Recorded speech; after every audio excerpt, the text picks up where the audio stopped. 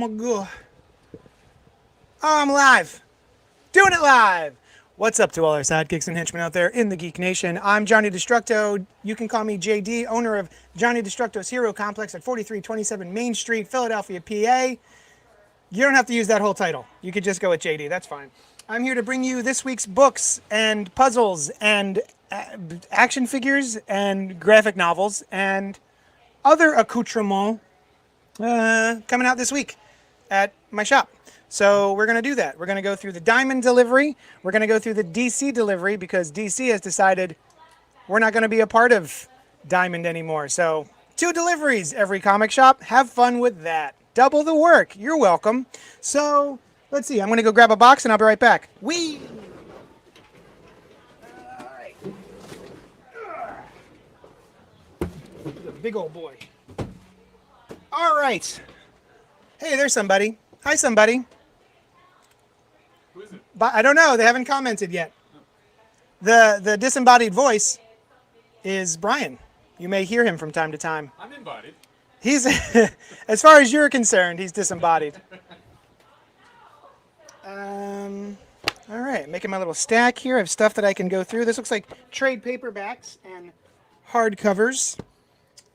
So we'll go through those first because that was the box closest to me. I see you out there. Say hi. Tell me who you are. Oh, I got a thumbs up. Oh, ah. All right. Here we go. Let me open up the comments. There we go. And let me see if I can finagle this microphone. Oh, Brian. Matthew Feldman looks like he's requesting a thunder round. Thunder round. Thank you. Cacao! That's the sound of thunder. Justin Agnew says, beautiful man voice, Brian. Oh, thank you. Yeah. At first I thought it was man voice Brian was what he was referring to me as. No. Beautiful man voice, Brian. Brian. Yeah. Oh, thank you. I didn't see the comments and whatnot. Yeah. JD, you mentioned The Sound of Thunder. That's an awesome short story by Ray Bradbury, right? Where the guy goes back in time and they go on a hunting trip for dinosaurs, right? And they're like, you can hunt this one dinosaur because it's about to die and nothing will be changed. Huh. Somebody freaks out because there's a Tyrannosaurus Rex. He runs off the path, steps on a butterfly, travels into the future, his present. And the person who was elected president was changed, and they spoke, like, words were a little different, and he changed everything. And the butterfly effect is coined from that story, as far as I know. Wait a minute. So you're telling me, are you, Brian, beautiful man voiced Brian, telling me, effeminate voiced Jadles, that the butterfly effect, the term, comes from the Ray Bradbury story, not Ray Bradbury using that as a storytelling, like a weapon, like a butterfly weapon. Yeah. That he. Yeah. Oh, you mean in the stories? Yes. Yeah. Ray Bradbury himself using it. No. I didn't realize that. I don't know that the words butterfly effect are even in that story. Right. I think that is the first story to examine. The first popular story to examine the potential ripple effect kind of thing. I did not know that. And then it's also like butterfly effect is a term for that weather, phenomenon. Yes. And my understanding is that whoever thought of that was like, hey, it's like that story from the Ray Bradbury. And like the weather phenomenon may be coming out of like chaos theory math, and so they, did it that way. That's amazing. Thank you, Brian. My pleasure. Beautiful man voice, Brian. I'll tell you. Speaking of man voices, I don't have one. What are you talking about? What's that? Every time I'm on the phone with like AT&T, Comcast, etc., I always get a ma'am. Really? People are like, "Oh, thank you, ma'am. I'll be right with you, ma'am." Really? And I'm like, "Well, I'm a sir, but thank you." That's bizarre to me. Yeah, and then they'll apologize, and I guess it's such a thing that like later in the same conversation they'll still call me ma'am. Really? Yeah. Well, I've never felt that. The reason it's bizarre is because I would never have considered that. Yeah, I get it a lot. I get ma'am. Thanks, ma'am. Which is fine. Gender is a construct. Who gives a crap? I did it to somebody accidentally once, and then I met them later in life at the comic store, and I was able to apologize. I was like, "Hey, I'm sorry that happened years ago," and he was like, "Don't worry about it." Yeah. Yeah. So that was nice. That's neat that it stuck with you that long. Yeah, it did. It was, yeah, it's quite the story. Anyway, you'll never hear it. Okay, great. Brian Wing says, hello, everyone. Hi, Brian Wing. And Justin says, yes, that's the sound of thunder. Cow! Sound of Thunder. All right, so from Marco Rocci and Francesco Carita, we have Gert and the Sacred Stones. Gert. This looks adorable. It looks like an all-ages Johnski. Let's see what it says. This timely tale of an endless war between humans and nature follows young orphan Gert, whose land is shrouded in a thick fog which hides ferocious, fantastical animals that besiege her village. Gert sets out to make sure no one else suffers what she has as a result of the war, but to do this, she'll have to do what is forbidden to young women like her, become a warrior. Speaking of which, I just saw Mulan last night. The live action. Unfazed Gert sneaks into the initiation test, beginning an adventure that will prove to be about much more than revenge. Gert's journey will teach her to accept hard truths, rethink the glorification of war and violence, and prove that she can be the unlikely hero to reimagine her people's future. From the acclaimed Italian comics team of Marco Rocci and Francesca Carita comes an insightful story of conflict, reconciliation, and the unique power of young people to change the world for the better. Gert and the Sacred Stone. Oh, I'm into it. That's pretty cool. It does look pretty cool. It's very nicely illustrated. Reminds me of what's the guy who did Flight? He did a bunch of anthology series. Kabuishi? Is that his name? Anyway.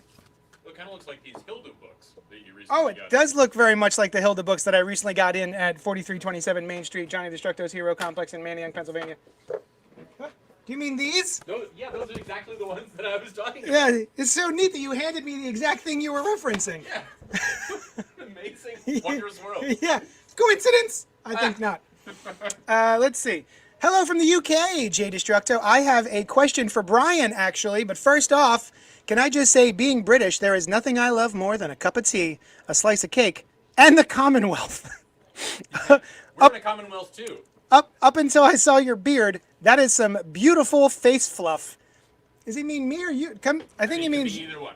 Could be either one. Show us your face fluff. Okay. Here it comes. Hey! Oh, yeah, he's talking about you. He's definitely... Oh, well, thank you, now guys. now that I see it on the screen, he definitely means your face Yeah, fluff. the screen is so much better. Yeah. That's why the television always adds 10 pounds of face fluff. That's that old saying, right? Yeah. Some, what's his name? Magnum P.I. doesn't have a mustache. That's- It's just on the TV. That's so stupid.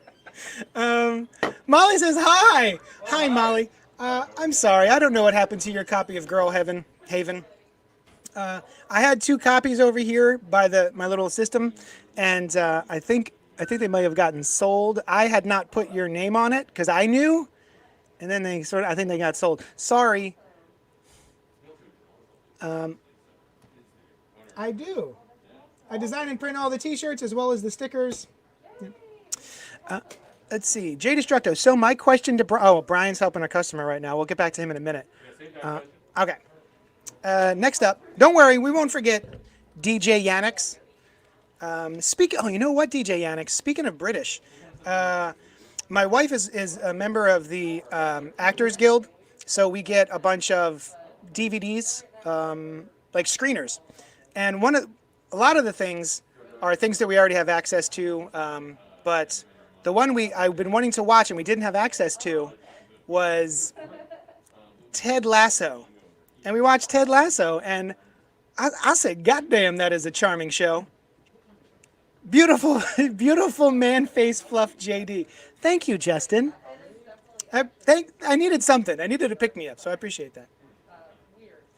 All right.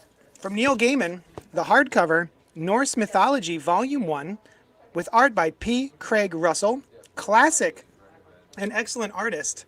Also featuring work by Mike Mignola, Jerry Ordway, David Rubin, Piotr Kowalski, Jill Thompson, Dave Stewart, and those other people I don't know. So, yeah, this is a graphic novel version of his novel, Norse Mythology. Also, you got some Miyazaki. That's the jam. So, yeah. I had no idea. That's his original storyboards for the original story. Oh, really? That's not. Yeah, that's not. What is that? Princess Mononoke, right? Yeah. Yeah, that's nothing like the movie. That is. I almost said Kurosawa. Miyazaki's original idea for the movie. Oh, that's That's wild. so cool. Yeah. I've never seen something like that. Now, So is it- great. Yeah, how is it as a story? Did you read it? I haven't read it. Oh, okay. I did pull myself a copy because I now have a son to read it to. Yeah. So I'm waiting for him to give a crap, and then I'll read it to him. This is extremely different. Hopefully, there's not a lot of gratuitous, Yeah, don't read it first. Sex. You'll experience that together. If Yeah. it's there. Next up, One Soul by Ray Fawkes. What a lovely hardcover from Oni Press. I'm not entirely sure this came out as issues. I think this might just be a graphic novel from Ray Fawkes. And it's a 10th anniversary edition, This is cool as hell. which is, I love it. this is lovely. And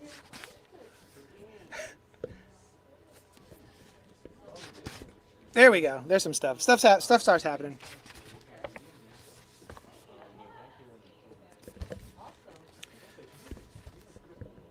But sadly, there's nothing for me to read. I don't know what this book is. I haven't read it, and I don't know what it's about. Oh, okay. So one of my favorite Marvel writers is Kelly Thompson. I recently discovered her with her Captain Marvel series that's currently going on, as well as the Star miniseries, because she created a new character called Star in Captain Marvel. And I've just been like finding more. Oh, and she's writing Black Widow right now, which is just chef's kiss. But I'm going back and I'm actually starting to read her Hawkeye run, Kate Bishop Hawkeye by Jill Thompson. And this is a nice little, it's a new format for Marvel for the past like 2 years, 3 years. And it's basically a digest size, slightly larger than digest size, series of reprints. For instance, here is a regular trade paperback. Here is the, when I order them, I have to look up TPGN, trade paperback graphic novel. And that's how I'm able to differentiate them. But basically for you guys, it's just a digest. So Hawkeye by Kate Bishop is awesome, and it eventually leads into West Coast Adventures, which is a bucket of fun. I'm really enjoying it. So this is the series from 2016, plus Hawkeye and Hawkeye, plus the West Coast Avengers 1 to 4. So I'm stoked that they're putting out these nice little, and the best part is the price point. It's like 12 to 13 issues for $13. Pretty dope. Did you tell them if we didn't have a game, we could order it for them? No. If we don't have a board game you're looking for, we could order it for you. Oh, Thank that's you. okay. Yeah, we don't have anything specific in mind. We just were driving wanted to by check and we're it like, out. hey, we should check this out. Gotcha. Yeah. Don't mind me, I'm in the middle of a live stream. Oh, sorry. No, you're fine. That's part of the fun. Yeah. Let's see. Yeah. This is awesome. Oh. DJ Yannick says, One Soul has a very surprising ending. I recommend you read it. Says DJ Yannick. Yeah. DJ Yannick, are you a real DJ? I'm curious. You Look Like Death, Tales from the Umbrella Academy, trade paperback. And let's see. When 18-year-old Klaus, when 18-year-old Klaus gets himself kicked out of the Umbrella Academy and his allowance discontinued, he heads to a place where his ghoulish talents will be appreciated. Hollywood. But after a magical high on a stash stolen from a vampire drug lord, Klaus needs help and doesn't have his siblings there to save him. That actually looks kind of fun. That's cool. I haven't read volume 2 or 3 of Umbrella Academy yet. Judge me as you will. Dawn of X, and this is basically what's going on in the John Hickman run X books. So this has, it actually includes Empire, the X-Men Empire miniseries, which is kind of cool. Plus X-Men, plus Wolverine, plus X-Factor. So basically these Dawn of X books have been reprinting the issues as they were actually released in that sort of chronology, as opposed to like X-Men 1 through 5. You've got X-Men number 15, Excalibur number 15, Empire X-Men 3 and 4. This one I'm excited about. We reviewed it on the podcast. which you can listen to. You can join us as we live stream every Sunday morning at 10:30 a.m., where we review the week's books, just for shits and giggles, or shiggles, if you will. And we read the first couple of issues of Stillwater from Chip Zdarsky and Ramon Perez, with colors by Mike Spicer. And this is basically some cats are not cats. I say cats like a dork. People, some guys, are on a road trip and they wind up in a small town and they find out that in that small town nobody dies, and that's where it starts. So Stillwater. Also, what a great cover! Look at that. It's a little busy, but it certainly grabs the eye. And this has issues 1 through 6. And I do love Chip Zdarsky. He's been killing it on Daredevil recently, where he made Elektra is actually Daredevil, and Daredevil's in prison. Judge Dredd, End of Days by Rob Williams, Colin McNeil, and Henry Flint.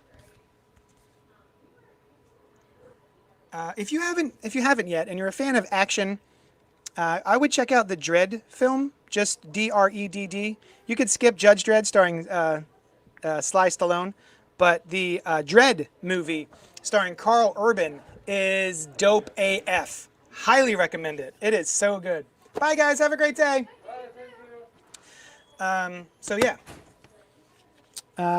So while your beautiful man voice Brian, Yeah. Justin Agnew Yeah. called me beautiful man face fluff JD. I like it. Doesn't flow as well, but it's Beautiful man face club. yeah. MFF. The BMFF JD. BMFF. BMFF. That's great. Oh my gosh! Now I'm loving it. Okay. So let's see. Let's scroll back up for DJ Yannick's. Sorry. Is this the question? This is the question. Okay. Here it is. So, Yeah. my question to Brian. Yeah. How does it feel? You did not read I didn't question read it before ahead this. of time. I see. I was taking it as I was like, this is going to be a legitimate question, Here it is. and maybe it is. Well, I mean, it's a question. Does it go up at the end? How does it? Or a little- Is it? Is there a loop? Which I don't know if you know this. Yeah. Since we do talk about voiceovers and stuff, one of the little tips for professional voiceover work is even if you're trying to sound conversational, do that little at the end, the little lift, because a lot of people do that. Do they really?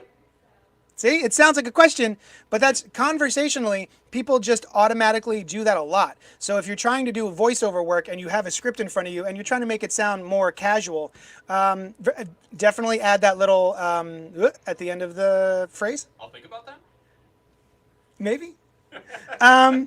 So, I mean, it's, you have to work it so it's not. You don't do it so question intensive. Yeah. Like you are. Yeah. Yeah. Um, Anyway, the question. Here it is. The question. How does it feel Yeah. being the backbone behind the show? The backbone behind the show. I'll tell you what. He's going to tell Other you. than being a front backbone, That's true. it doesn't work. If he was a backbone in the front of the show, Would. show wouldn't work. It would be crazy. Yeah. Sometimes people walk backwards when they get it switched around like that. And yeah. Remember that lady who said that she got a what are those things called? Vaccine, and then she walked all weird, but then could only walk normal as she walked backwards. Did you see that? No. Yeah. Turns out, surprise, surprise, that was a fraud. Not a real thing. Not a real thing. Wow. She was on the news, and they were like, "Look what vaccines can do." Yeah. And she was like walking. She had like a neurological problem, Oh, I see. and when she walked forward, very twitchy. Yeah. But when she walked backward perfectly. And then they saw her going to like this supermarket, totally normal. Like the breatherists. You remember the people who said they could survive only on air? And then they... No. Yeah. Well, there's not many of them around anymore. Yeah, I think okay. it was pretty Debunked? quickly shown. Yeah, like the one guy was like coming out of a 7-Eleven with a hot dog. But neurological stuff, there's some... That doesn't sound that impossible. For Right. something. Not that a vaccine is going to cause that, but I mean, like, there's some weird, very specific things that can happen, with the brain, with that kind of thing. And I've heard, I don't know if this is true, but that people who stutter often don't when they sing. Yes. So True. Yeah. I used to stutter only because my brain would go too fast and my mouth wouldn't be able to keep up. Yeah. Anyway, that's a great question, DJ Yannick. Yeah. How does it feel? It's good. It's good. He likes I it. realized I He didn't likes answer it. it. It's good. Thank you for asking. Let's see. Boop, bop, bop. It's okay. We grabbed it from Sid and Kira. Oh, great, Molly. I heard. I'm not a real DJ. No. Oh, I scrolled too fast. But it makes me sound cool. It's true. I at least 10 points cooler. Isn't that something that it's like it's in your heart? You know. Right. If you're a DJ and your heart, Yeah. that's all that matters. Is that one of those things? Yeah. Yeah. Like an accountant. Jimmy Del Fuco says Stillwater is fun. Chip Zdarsky has been crushing it with just about everything he writes lately. Agreed, Jimmy. Customer, sorry. Sure. Action Figure Expert says, hello. What's up, Mr. JD? How you doing? Where were you on Sunday? Sunday is not the same without you. Thank you, Action Figure Expert. I'll tell you where I was. Sleeping my butt off. I have a newborn, in case anyone doesn't know. He is a month old. And what they don't tell you, here's the tip. What they don't tell you about having a newborn is that they don't let you sleep a lot. And you think, when the baby goes to sleep, I will sleep. But then they make a lot of noises when they're sleeping. They grunt a lot. So newborns will grunt the entire time they're sleeping, and that will also keep you awake. So I wound up sleeping till 2 p.m., and that's why I wasn't on the podcast. But thank you for missing me. I missed it as well. I woke up feeling really terrible. I was like, I'll be on the podcast. It'll be fine. And then I woke up at 2 p.m. like, whoop, shit. DJ Yannick says you guys are awesome. Oh, thank you. Yeah. Yes, I remember him from this Sunday. Yeah. Oh, he was on the show. He was on the He show. came to the show. Well, Okay. you weren't there, and so we. So he just filled pulled in. somebody. Yeah. Yeah. Gents, I got to go, but following here on Twitch, so I'll be sure to drop in every chance I get. See you, DJ Yannick. Thanks for hanging out with us, brother. Later. Toodles. All right, what's next?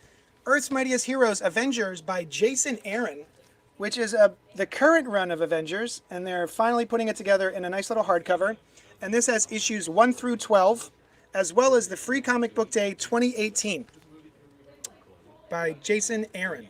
And this is big, crazy, fun Avengers stuff. He really does. It's balls to the wall, as they say. I myself have never had my balls on a wall, but there's still time. Daredevil, speaking of hardcovers, and speaking of Chip Zdarsky, Daredevil, number 1 through 10, by Chip Zdarsky, Marco Cicchetto, and a litany of other artists.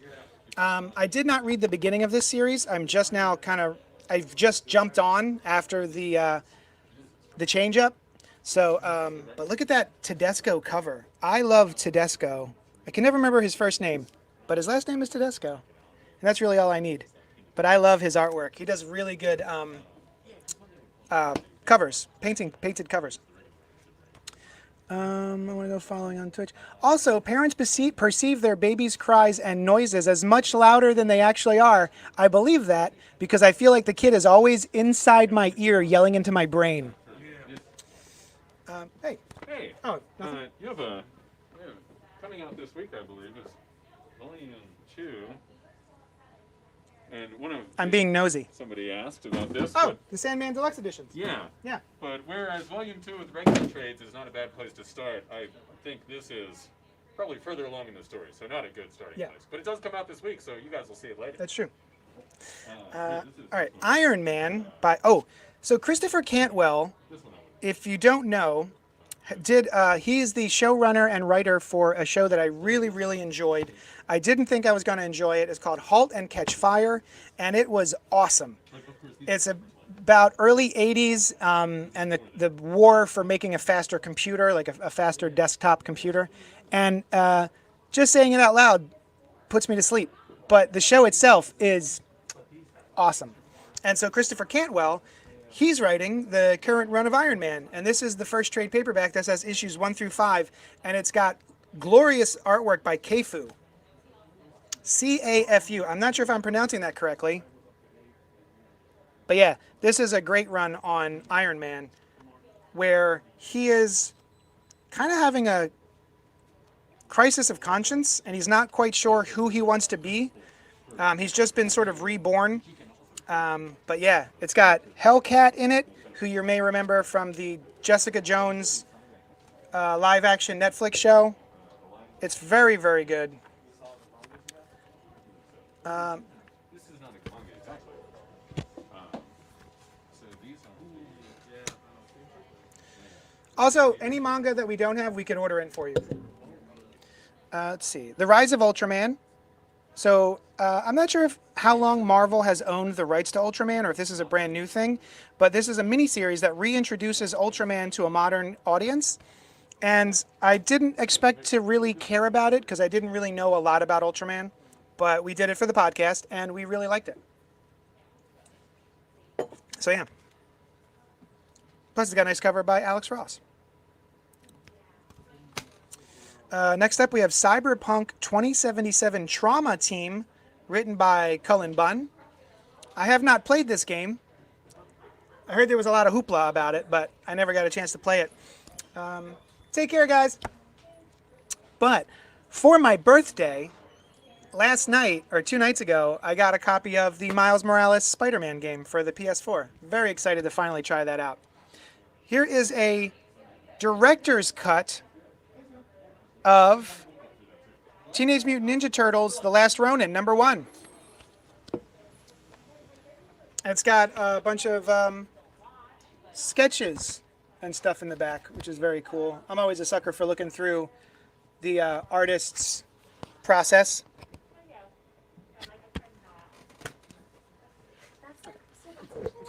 All right, so that's that box. Is that issue 1 on platform? It's a director's cut. Ooh. All right. This is fun. This is Batman, Death Metal Batman Guitar Solo. Previews exclusive pop vinyl. It's so glary. Let's see. Here's half a picture of him. There he is. He's rocking out with his little flaming guitar. I got 3 of these. These are adorable. There's like, I see. So he's got his guitar, and then there is a bolt of lightning connected from his guitar to his pick, which is adorable. Oh, there it is. Oh, my. He's a mean customer. Yeah, right? Ugh. With his trench coat. People have been asking me since COVID started. A lot more people are asking me about puzzles. So I thought mayhaps I should order in some puzzles. Yeah, it's like, what are puzzles? Yeah. How do puzzle? What is it? Why is this picture in small pieces? So yeah, we got a Lord of the Rings 3,000 piece puzzle. Holy, Holy moly! that's a lot. That's Sweet. as long as the movies. Oh my god. This is what are you? It's like Detective Comics. number This is 27. 3 jigsaw puzzles. I'm sorry, the back and the front are flipped. So 3 jigsaw puzzles, 500 pieces each. We've got Action Comics #1, the Batman #1, and Sensational Comics number 26. Are they all mixed in together, the pieces? That would be wild. That would. Ooh, I hope. You know what? I hope so. I hope so, too. I'm gonna open up every box. Yeah. Mix them all together, and then have at it. Yeah. That's kind of fun, Yeah, actually. that does sound like fun. I want to see if it. I hope it is. They're each 14 by 19. That doesn't tell us anything. Doesn't tell us anything. Oh, I hope that's the case. Yeah. That would be awesome. I don't know which Yeah. yellow is, because those are very similar yellows. Right? I mean, that's part of the whole gag of like Right, putting that's together fun. a puzzle. Yeah. So why not just have them all together? Yeah. Yeah, for Make it sure. a little more interesting. Yeah, And you can just do that with puzzles if you really want to. that's true. Yeah. SpongeBob. I remember the first time I heard about this, we had a friend, my ex-wife and I were driving along, and we had a friend in the back seat, and she was like, "Oh, have you heard about this new show, SpongeBob SquarePants?" And I said, "Who now? What the?"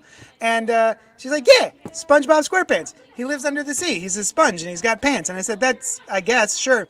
And she goes, "No, I'm kidding. Or no, I'm serious. His song goes, SpongeBob SquarePants." And I'm like, "You're just saying the name." Turns out she wasn't lying. Very recognizable. Oh, and Harry Potter. Another 3 jigsaw puzzle set. We've got the Ride the Hogwarts Express, London to Hogwarts, platform 9 3/4. We've got the cast of the films, and what are you? Oh, these are just magical elements, or not elements, Like magical. beasts and wands and stuff? Yes, beasts and wands and stuff. Yeah. Accoutrement. Accoutrement. Yeah. And are those 500 pieces per puzzle? One would think. Shit, I don't know. I'm almost certainly. Right? Right. 'Cause 500-piece puzzle's a normal puzzle. What's 500 divided by 3? I don't know. Like, Is that an even number that you could have an even number of puzzle pieces? Well, I'm sure one of them. One of them is a half a basic piece. one, yeah. All right, so there's that. I'm gonna go grab another box. Ugh, this chair sucks. Ugh. Oh, I forgot. There's another pop vinyl. The Child with Egg Canister. Remember when Baby Yoda was trying to commit genocide and eat that entire race of people? That's really just serial murder, JD. It's not. Is that? I mean, Once you're. One family. I'm sorry. Once you're done the entire serial murder, and it has include the entire. Wait, they weren't the last of their race. They were the last of their race, weren't they? I thought they were just scared, which is still bad. Oh. I thought it was just their family they wanted to. Oh, okay. Sorry. So, serial murderer, attempted serial murderer, child. We need a bunch of them. Yeah. I'll tell you, I'm a serial murderer, man. Every single night between the hours of 11 p.m. and 1 a.m., I will eat no less than 3 bowls of cereal. Murdering that cereal. I'll murder that cereal.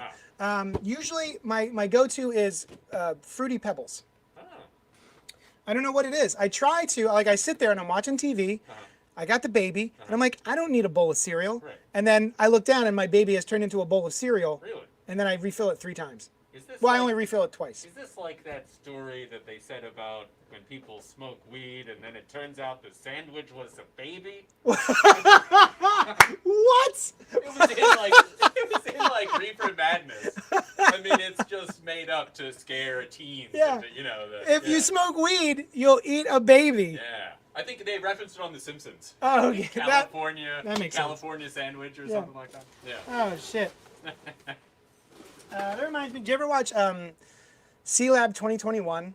Yeah. Oh, my God. Ah, yes. Mercury, sweetest of the transition metals. It's so good. Especially the beginning.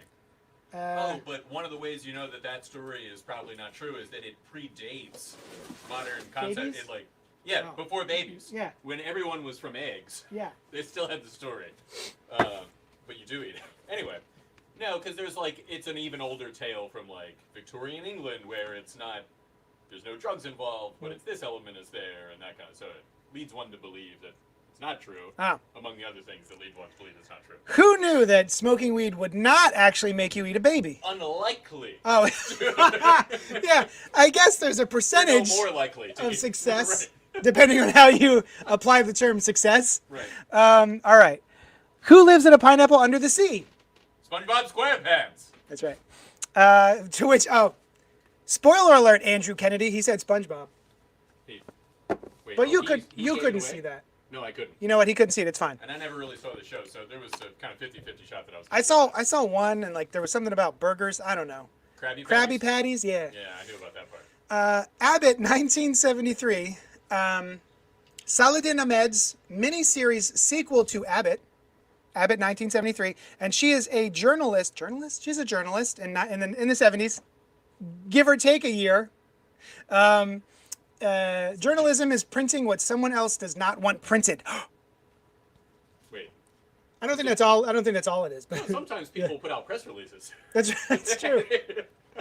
But that's not journalism, No. I right? guess it depends. She's saying journalism. I think it's somebody named journalism. Oh. Printing things that other people don't want I hope printed. someone stops her.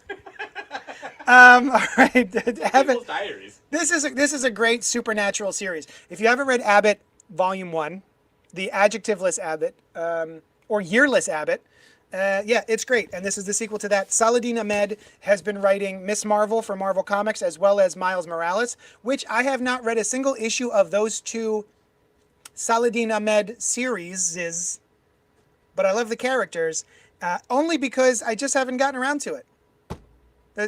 I love Miles Morales. I love Miss Marvel, Kamala Khan. And for some reason, I just have not gotten around to reading the Saladin Ahmed's book. Tim Seeley has a new fantasy book, it looks like, with art by Freddie Williams II. I always thought he was the third. Maybe. Is this his son dad? is also in the comics industry. Yeah. Yeah, the third does sound right? familiar Freddie there, Williams though. III, right? Yeah. Anyway, Freddie Williams II, Yeah. the bequest. And for some reason, I think the word is bequest, right? Yeah. But Yeah. the font makes it look like the The bequest. Bequest. Yeah. Like, what are we gonna be today? Yeah. What are we gonna do? Or maybe they're looking for that movie. The bee? The bee. Yeah, what was that movie with Adam with Jerry Seinfeld. Jerry Seinfeld? That was two bees. The bee movie. Oh, it's a The B movie. the movie. Yeah. The movie. Dude. I've been bemovied. SpongeBob deeply freaks me out. Can't explain it, says Molly Hebert Wilson. Is it the fact that he's a sponge? Do you hate sponges? That's not acceptable. No. It's radiation from they're under the Bikini Atoll, I believe. Are they? That's why they call it Bikini Bottom where they live. Are they really Yeah. radiated? Irradiated. You son of a bitch. Are they really irradiated like sponge people? No, just him. Just the him. other ones are irradiated other things. Yeah. Where did he get pants? I mean, it could have been a couple of generations ago that the Oh, original. This was in the early, the Bikini Atoll was a while ago. It's true. It's Yeah. true. I don't even know the word you're saying. Bikini Atoll? Atoll is like a kind of island, I think, but that they did Story nuclear time. Hold on. testing. Hold on. Story time. Bikini Atoll. Atoll, Atoll, Uh-huh. is, I believe, a kind of island. Mhm. I don't know what defines an atoll as opposed to whatever, but that's where they did some nuclear testing. Oh. And that was one of the early places, and I believe that is also why the bikini is called the bikini, because it had like recognition. I'm not sure the total connection there. Yeah. Here's the thing. What is it? I will never. Brian's only here for a limited time, right? He's like, Just hanging out with us. he's just hanging out. Yeah. But like, I'm gonna miss when you're not here to do this because you make Yeah. this live stream so much more interesting for me. Yeah. Like I learn shit just by having you around. I like to do it. It's fun. I remember. I also like to do it. Oh, I think I know what you're talking Multiple about. entendre. Ooh. I had an idea for a podcast where Brian, who knows a lot of stuff and rarely has the opportunities to outlet, right? An outlet to release all that knowledge. Yeah. Just a podcast where like he tells me things, where he learns me stuff, That sounds cool. right? I mean, who would be interested in that? Sound off. I don't know. Yeah. Hey, Let's see. do you want a bonus thing that I was reminded of? I was gonna get on with it, but go ahead. It's pretty cool. Yep. So, speaking of nuclear testing, Uh-huh. right? We were. We were, and there was discovered some time ago, I've heard, in Ethiopia, under what they call the pastoral layer. So, like archaeologically, before we were doing, I guess, farming and that kind of thing, before we were living a pastoral life, right? They found this sheet of green glass, right? Yeah. And so it's like, how'd the glass get there? Kryptonite. And well, we don't know because there's no Kryptonians that have come in contact That's with true. it that We we wouldn't know know. of. Yeah. But so it's a sheet of green glass, and they're like, how'd it get there? And maybe that. So there's a couple of other places where green glass has appeared like naturally, right? Sometimes if a meteor strikes, it will fuse the sand into glass. Yeah. And it can be a variety of different looks, but some of it is this green glass. And a lightning strike can sometimes do that too. But neither in a flat way. The lightning strike is a spidery pattern, and the meteor Makes sense. is a crater. Yeah. There was a flat sheet of green glass created in New Mexico by the nuclear testing there, Oh. right? So this thing from tens of thousands of years ago in human history seems to resemble this Nuclear testing. Nuclear reactors have existed naturally. Some, like just water falls in the right way with plutonium or What? whatever. It's happened. But there's also ancient legends of people throwing down bombs that kind of sound like nuclear bombs. It's a crazy world, and I wonder what the answer is. Oh. Yeah. Do you have it? No, I wonder. Well, this has been a waste of our time. Oh, you didn't. This think feels we, like that podcast, Serial, where I was like, there's no way that they would. I'm going to listen to this entire show and then not have the answer by the end of the show. Did you expect an answer? I to expected how- an answer. I expected like No, it's just a crazy mystery. a resolution. Well, I mean, if I find out about how there was an ancient nuclear Yeah, thing, I'll Yeah, let you know. yeah. If the podcast happens where Yeah. they tell you, Yeah. let me know. All right. Well, let's get on with the comments. Let's get on with the comics. Black Knight Curse of the Ebony Blade. But I got to read this. Shoot, I wasn't going to read this, but now I got to read it. I'll tell you why. Cy Spurrier wrote it, and he is great. He is great. He did the most recent underappreciated John Constantine Hellblazer series for DC. And this looks weird as hell. I'm curious. He did the first Books of Magic thing that I read. Oh. Where Tim Hunter was like an old... I mean, he was old. He was an adult. Yeah. And I thought that was cool, so I went back and I read the original. Oh, nice. Which Was has it good? Constantine in it. Oh, I like Constantine. Yes, you do. Captain America Anniversary Tribute #1, celebrating 80 years of the Star-Spangled Avenger. Boy, I'll tell you what happened today. A little bit, last night into today, I guess there's been released that Captain America and his cohorts are going to be going on a trek through America, and they're going to come across some small towns where other people are that small town's Captain America. And one of those new Captains America happens to be, I guess, a gay homeless guy. He's like a queer homeless individual. And boy, people on the internet who don't like things like that did not like it before it even happened. Boy, they're sure upset.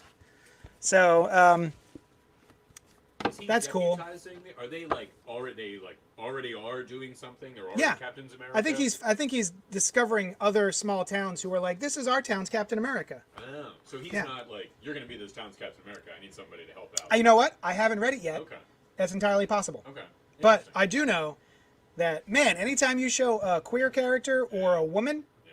or a POC, the comments just light the F up I think with it's easier to just say what doesn't like them. that's true. Yeah. Anything that's not a straight white guy. Yeah. How's that? In a pre-existing character that That's true. previously. Well, no. Well, yeah, you're right. Yeah. You're right. Yeah. So let's see. Oh, and there's a variant cover for that Captain America where he's punching that guy, Hitler. Ugh, remember when comics weren't so political, Brian? No, Yeah, me neither. I don't remember it. Wait, is that the one that was? I just saw something about this online where they're like recoloring. I believe it is. They use modern coloring techniques on Kirby.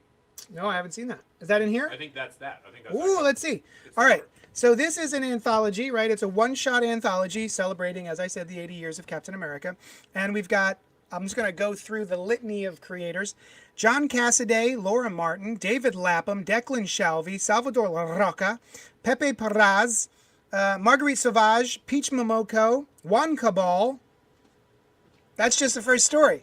The second story is Valerio Schiti, In Hyuk Lee, Adam Kubert, Jesus Saez, Sarah Pichelli, Carlos Pacheco, R.B. Silva, Lino Francis Yu, Federico Vincenti, Mumad Asrar. That's a fun name to say. I always like to say Mumad Asrar. Jimmy Chung, Joe Bennett, Steve Epting, Paco Medina, Chris Samney, Greg Smallwood, Iban Coelho, Patrick Gleason, Mark Bagley, Greg Land, Pepe. I shouldn't have done that. I'm sorry. That was. Oops. Sorry. Pepe Larraz, Butch Geis, Daniel Acuna, Javier Garon, Adam Hughes, and Alex Ross, and the Dodsons. So I don't see anything about Kirby in here. Oh wait, original story by Stan Lee and Jack Kirby, Avengers #4. You know, I notice a lot of people with traditionally like Hispanic or Muslim-sounding names. In Yeah. the list. Yeah. There's a lot of like that is a lot of different folk, Yeah. which is very cool. And Peach Momoko, who has just recently been seeming to be doing stuff with Marvel. Yeah, lots of stuff. All right, so that's that. All right, sorry about that. That took a while. Let's see. Ooh, we got comments. Let me scroll back. Oh, Molly says, I hate cleaning. Maybe I do hate sponges. And what's that fear of many small holes, asked Kevin Brown, which I believe is tryptophobia, right? Yes, I believe you are correct. I don't have a fear of it, but I hate it. I'm not going to run away from it, but I'm not going to touch it. Run towards it either. I'm not going to run towards it, yeah. In 2003, I was featured in a story in Philadelphia Daily News about SpongeBob, says Justin Agnew. Oh, interesting. What was it just Why? like, hey, man on the street, what do you think of SpongeBob? It's good. Never heard of him. Yeah, who? Tryptophobia, yes, is the name of it. Oh, shit. Is Brian talking about that naturally occurring nuclear reactor? He is! Yes. Well, I wanted he to talk was. about that. Oh, thank you. Who said that? That was Kevin Brown. Oh, excellent. Yes, Kevin. JD, I don't know how on earth you expected an answer from Serial. That seems Damn. pretty reasonable. I mean, my I question, said, goddamn, that's some sass. Yeah. Grace, did you listen to the first season of Serial? I didn't. No, should I? Yeah. So it's a murder mystery. I thought, why would they have a pot by Grace? See ya. Why would you do a whole season of a murder mystery and then not solve the murder mystery? Yeah. Like some kind of unsolved murders. I know. If it was called Unsolved Murder Mystery, Yeah. I would have You would have known. known what you were getting into. Yeah. Yeah. That's unfortunate. Oh, Action Figure Expert says top of the morning to you. Top of the morning. Yeah. Hoi toy toy toy. That's my only what's Irish. all this then? Hoi toy. Oh, what do we have here? Although I did used to love House of Pain. House of Pain. You know House of Pain? The musical? The musical group? Yeah, I know of them. Jump around? I've never been up. Jump oh, up, jump up, jump and get down? Get down. Yeah. I've jumped around. Oh, Molly says, I did not type that hostily. Why are you yelling at me, Molly? Why are you being so, like, even your, I'm not typing it hostily. So hostile about not being hostile. Jesus. Or, I mean, is it in all caps? No, but there was one exclamation point, which, being the sensitive sort I am, Yeah. I'm excited. immediately being yelled at. Yeah. That's it. Yeah, texting, Yeah. we don't have a handle on it yet Nope. as a humanity. Yeah. Have you, side note, if you haven't watched it, look for the Key and Peele texting skit. Oh, it awesome. is Yeah. delicious. All right, that's that stack of books. Let's move on. We are taking our time today. I'm sorry. But am I, though? I'm not sorry. I'm not sorry. No. I just said it. Are you sorry about having said it? Nah, That's I'm fine with that, too. You got quite an attitude. I didn't add an exclamation point. You're fine. All right. Not a bad attitude. Actually, you know what? I lie. Exclamation points are fine. You know what I don't like in a text? Period. Oh, yeah. If you send me a period, I will automatically assume you're mad at me. What if it's a multi-sentence and you leave a period off the last one? That's great. Okay. That's no, yeah. You don't want a period, well, especially if it's Yeah. okay. Period. Oh. Ugh. Ugh. It's so interesting how this is evolving. What means what? Yeah. In terms of emotional content. Yeah. Yeah. Yeah. If oof. Hey, I'm just checking in to see if you're doing good. I'm fine. Period.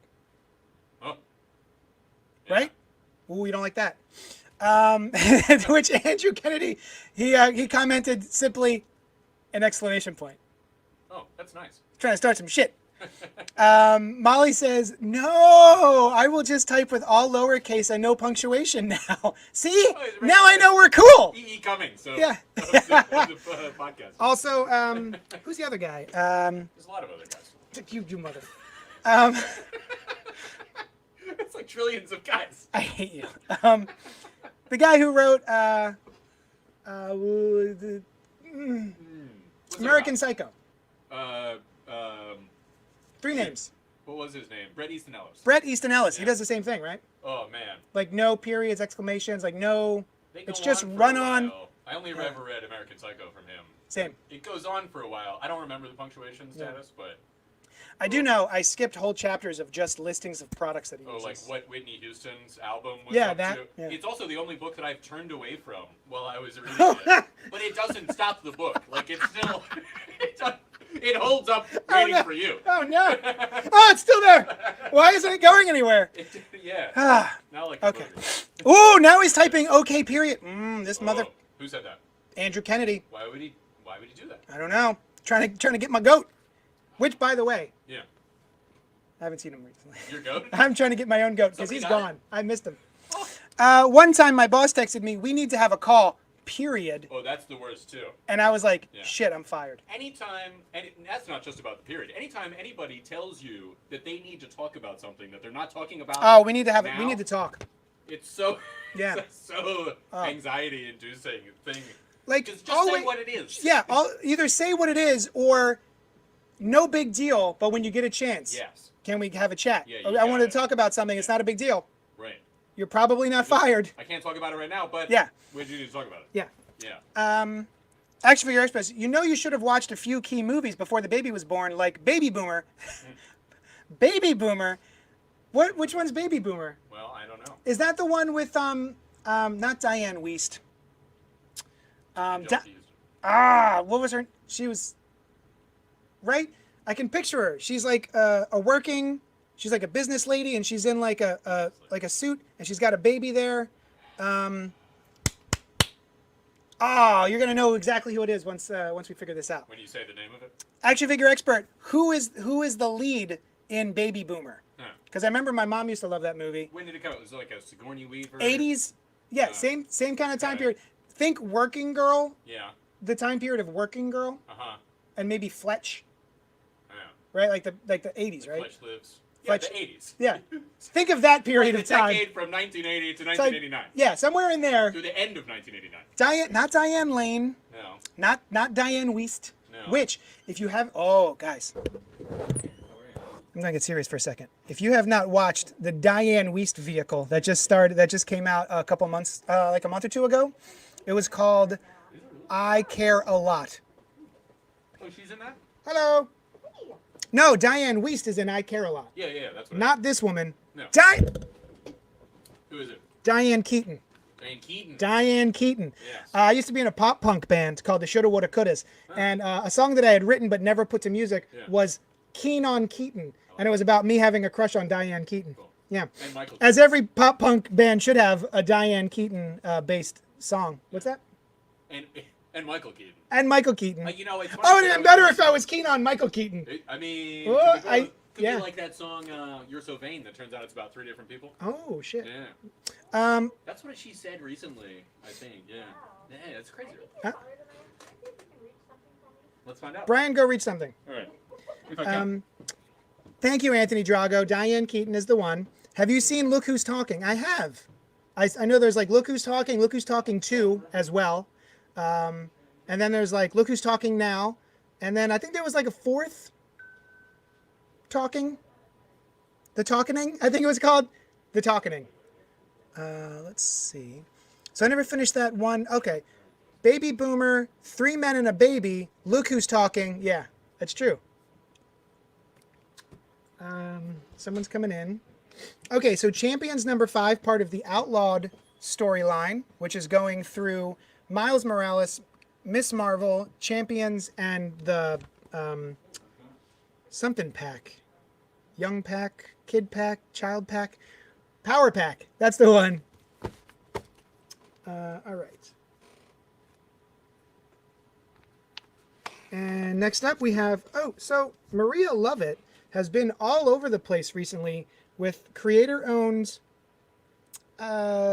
comic series. This one's called Eros Psyche, right? Eros Psyche. Eros Psyche. Yeah. Thank you. The woman that he brings. I guess Psyche would just be without the E. No, if it wasn't Eros, it would be like Eros. Psych. Psyche. Yeah. It wasn't exactly an easy path, but I would walk it 1,000 times if she were by my side again, it says on the back. She's the woman that he, Eros, the god Eros, brings her to his castle, and Oh. you know, it goes in a way that Greek myths go sometimes. Oh. You know, yes. Yeah. Is it sexy? Classic. The beginning is. Okay. We'll just read the beginning and leave it. Let's read the beginning Yeah. of it. So there's 2 different covers for Eros Psyche by Maria Lovett. And let's see. Next up, G.I. Joe Castle Fall. So for anyone who doesn't know, even if you don't care, I'm going to tell you the story. What got me into comic books is the original 1980s Larry Hama G.I. Joe series of comic books. And to this day, I just love them so much. Sometimes I'll go back and revisit them. They've never quite, I think, put lightning in a bottle since then with their comic books. But Noel reads this. Oh yeah. He reads the new G.I. Joe series and says it's pretty dope. And we did read for the show that one that takes place in a sort of dystopian future. Yeah. A while ago, and we like that. That's the beginning of this one. This looks great. Oh, there you go. I mean, you liked it, as I recall. I did. I'm gonna revisit this. The art is real nice. I'm not sure if people care about G.I. Joe anymore, or if it's literally just like, are they getting new readers? I don't know.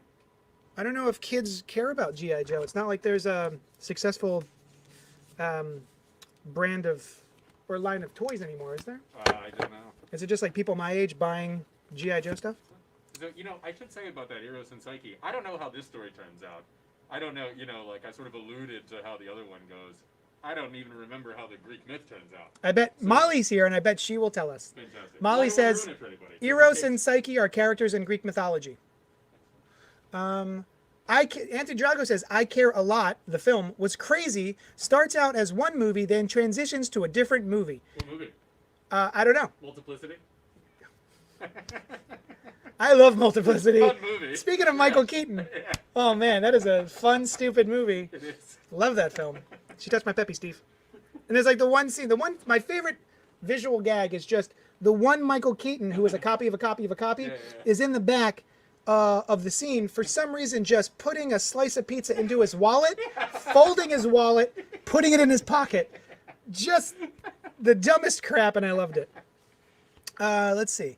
Justin says, can you save me an Eros if possible? Oh, it's possible. Not only is it possible, it's probable. It's not guaranteed, but it's definitely Well, you never know. probable. Until it happens. It's true. Yeah. So I'm going to, here's my Sharpie. And one of these for Justin. Nope. Yeah, Justin Aggs. Or, as we lovingly call him, Jags. Headlopper is still going by Andrew McLean and Jordi Belair. This is a big, fun, crazy fantasy book that is creator-owned, and it is really fun. I really enjoyed the first volume of it. Highly recommend it. Andrew McLean is a very cool talent. He's kind of along the lines of, stylistically, I would say, Mike Mignola of Hellboy fame. Invader Zim is now a quarterly. You can tell because it's called Invader Zim Quarterly, and this is issue number 1. Zim's Greatest Plan. So I wonder, it's been going for a while. Is it a new number 1 every 4 quarters?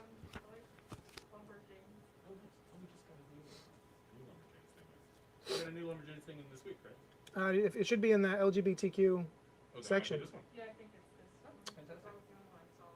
Fantastic. But if you're looking for any Lumberjanes volumes, we could see what we could order in for you and let you know as soon as they come in. That's fine, but thank you. Sure, of course.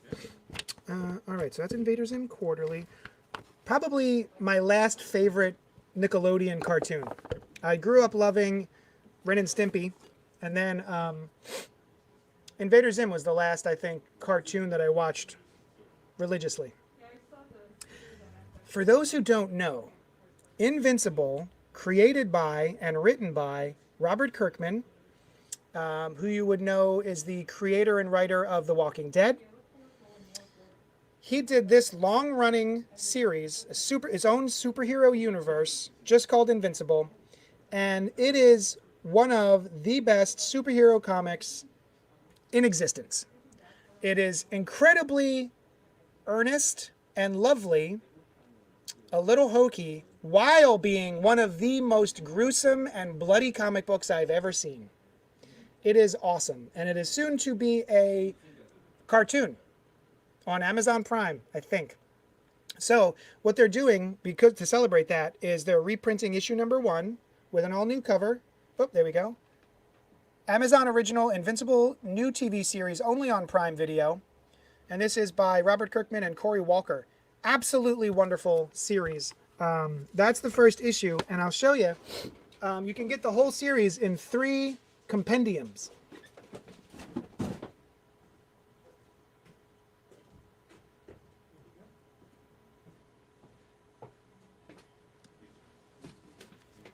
So you can get 3 compendiums, and you have the entire series. Each compendium has probably 50 issues. Oh, 0 to 47. So 48 issues for $65. It is awesome. Now, the thing you have to know about Invincible is when it first starts, it's very wrote is very by the numbers. Oh, here is like, it's a Superboy meets Spider-Man type character. And it's not until I want to say the second volume, like maybe issue 11 or 12, where the thing happens. And then you're like, oh, this is the series. So you got to stick with it for a little bit before the thing happens. And then you start to sort of understand what this series is. Highly recommend it, especially in a medium where we're always stuck in the second act, right? Like we never get the finale. No one ever really moves forward. Everything gets reset. That doesn't happen here. Everything moves forward, and it's awesome.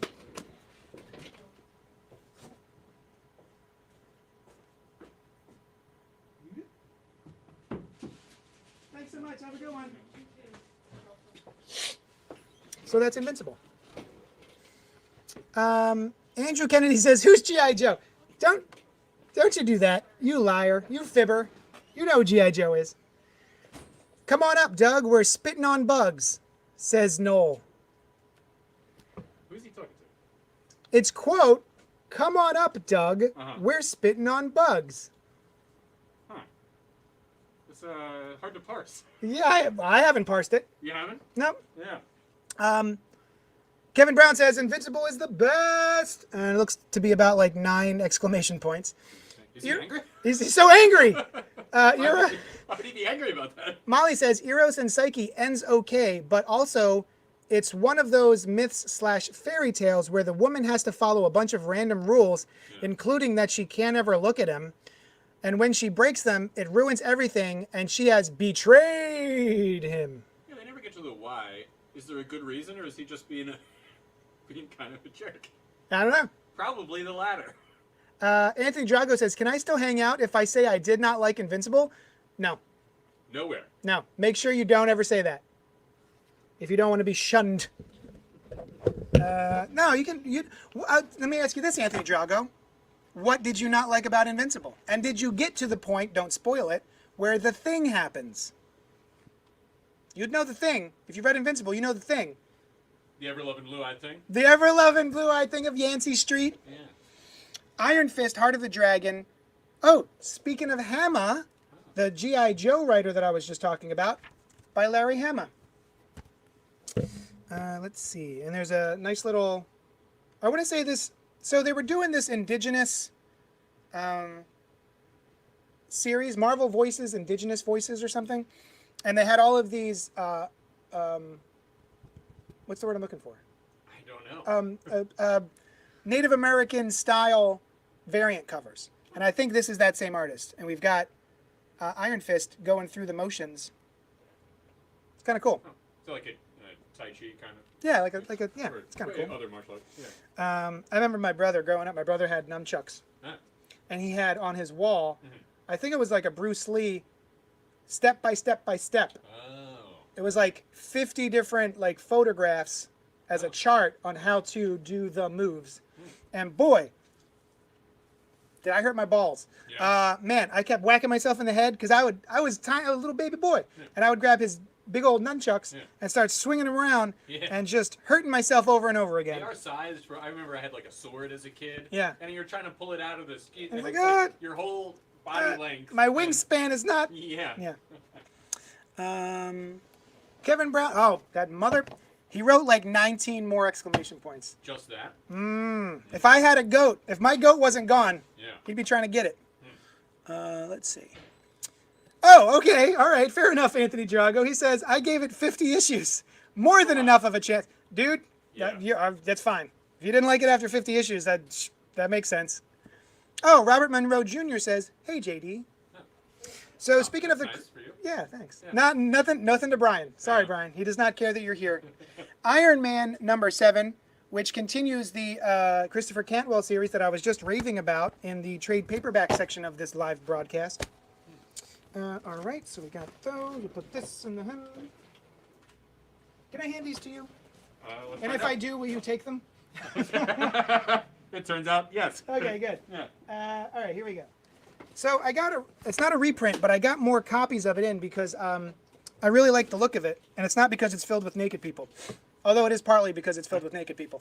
Carmen by Gilliam March. I got one more copy of this in because it just looks so dang cool. I enjoyed it. We reviewed it on the Oh! show this week. Yeah, I wasn't on the show this week. Did everyone enjoy it? No. Oh. But I shouldn't say that. Everyone on the show enjoyed at least parts of it, and to a certain extent. I think I liked it a little more than Noel did. But I believe Len enjoyed it as well. It was very well illustrated. It's such a Yeah. good looking book. So kind of a light. We talked about how it's like kind of a European fantasy Yep, look. He yep. compared it to Day Tripper a little bit. Oh wow. The panel layout is very cool. Okay, this one doesn't have any nudity in it, so I can show you this double page layout. I'm trying to find pages I can show you guys without breastises. There's not that many. The main character Here we is go. mostly nude the entire. Yeah. Well, I don't know if she's the main character, but it seems to be. Yeah. All right. Okay, so that's that. I kind of wanted a copy for myself, so that might be mine. If it's not, let me know if you want it. Is that a limited series? Probably? Probably. Sorry. Yeah. Disgusting. I'm sorry about that. Oh my. Robert Monroe Jr. says, Carmen was an interesting story. Curious to see where it goes. Kick-Ass versus Hit Girl number 5 by Steve Niles and somebody Fruzen. And Marcelo Fruzen. Oh, my nose.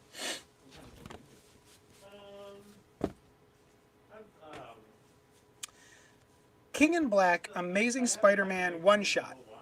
So this is a tie-in to the King in Black series that's currently going on. This cover is great. I really like the lighting. It's sort of a lighting that we don't usually see. It's kind of got like a searchlight intensity to it that kind of washes out and reflects off of Spidey's glasses in such a way that I think is really kind of neat. Very cool. And he's getting ready to use a dead end as a club. Very cool. Let's see, who wrote this? Oh, it's Jed McKay. And ooh, nice art. Look at this art. So like new release comic books?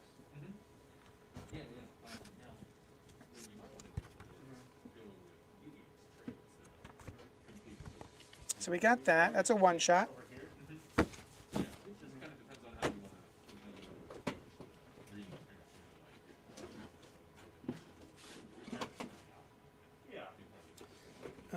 There is an alternate cover by, looks like Carrie Randolph.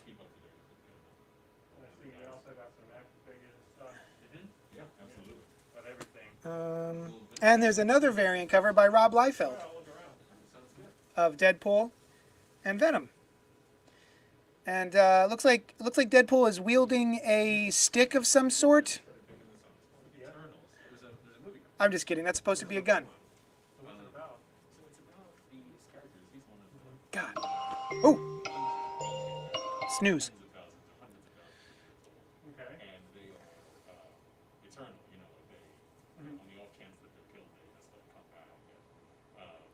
Boop, beep, boop, bop, beep. Sorry, I'm just looking to get my alerts going. Oh, I got a reprint of Maniac of New York, which is basically, if you've ever seen Jason Takes Manhattan, Friday the 13th, Part 8, wherein the titular Jason takes Manhattan, this series, without actually being about Jason Voorhees, is what might happen if Jason Voorhees never left Manhattan. And he just showed up like a force of nature and murdered people all the time. And like he was just a regular part of living in New York City. Of like, oh, we got a Jason sighting. Except it's not Jason. He's got a different moniker. I do like sci-fi. Okay. Let's see. Does he have a name? What's his name? Oh, Maniac Harry is his name. Marvel number 6, which Imaginative Tales from Across the Marvel Universe by Alex Ross, Steve Darnell, Kurt Busiek, Greg Smallwood, Lee Bermejo, and Mitch O'Connell. What? Who am I thinking of?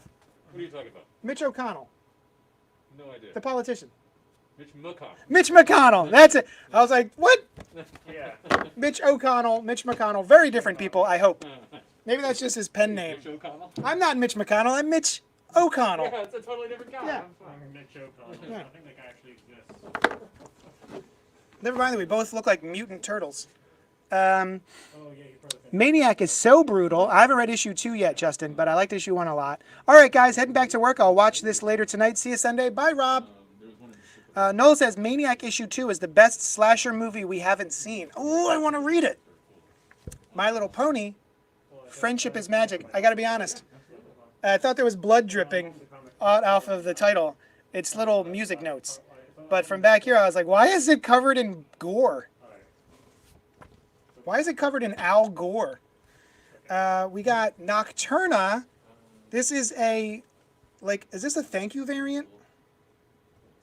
It's got a cardstock cover that is sort of mildly embossed, which you can, if you touch it, you can feel it, but I'm not entirely sure you can see it. But he's had a history of good. And this is the new series by Scott Snyder.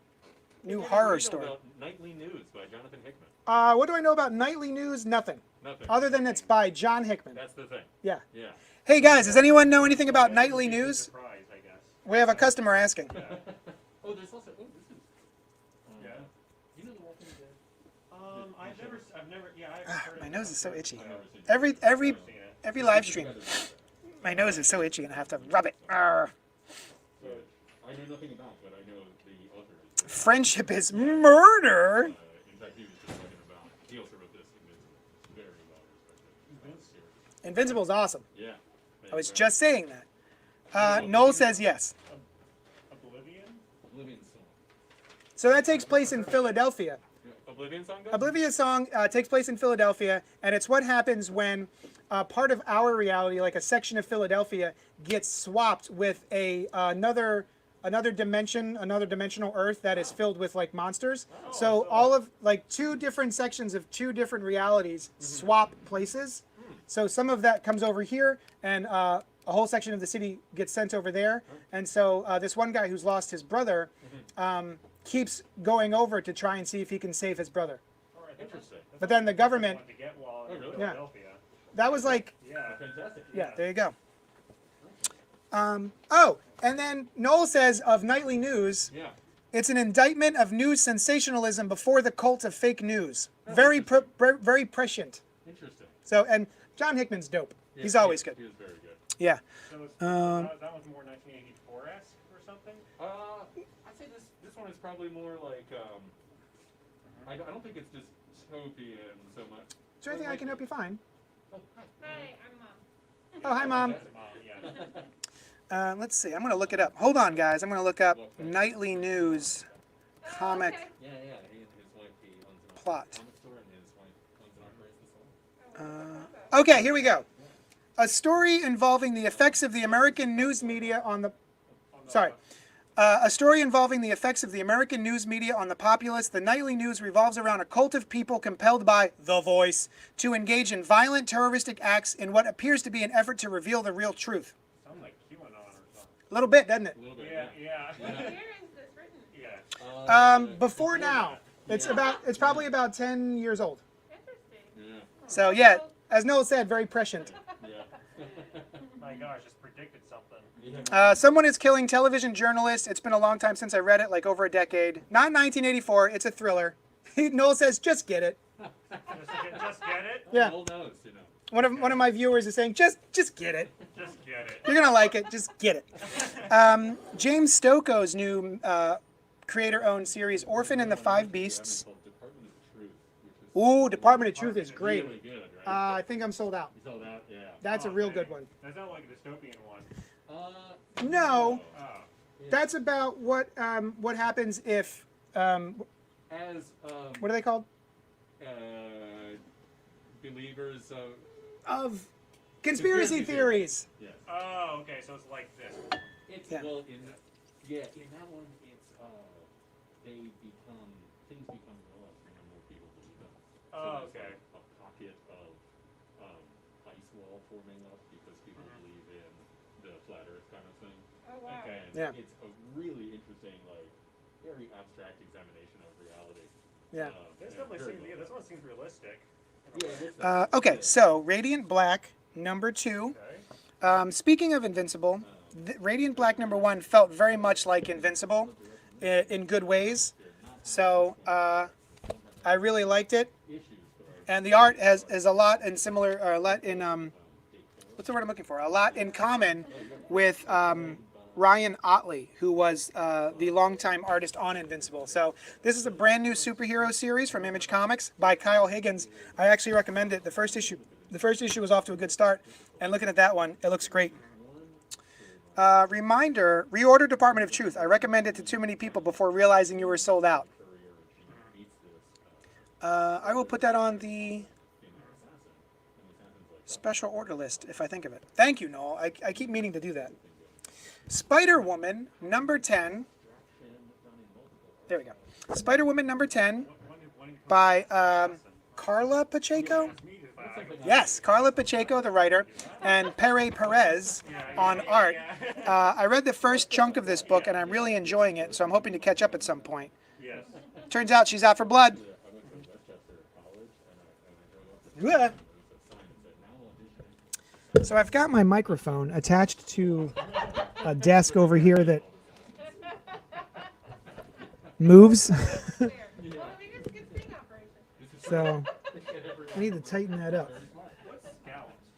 Ooh, Scalped is very brutal. Scalped, for you guys can listen too. Scalped by Jason Aaron, one of my favorite writers, is about 15 years old, and it is a very dark crime drama about a guy who lives on a Native American reservation. He finally leaves because he hates it there, and then he gets sent back as an FBI agent to bring down the big bad who's sort of like running everything into the ground. It's very good. It's also a murder mystery, pretty explicit, but very, very good. It's like an HBO television series.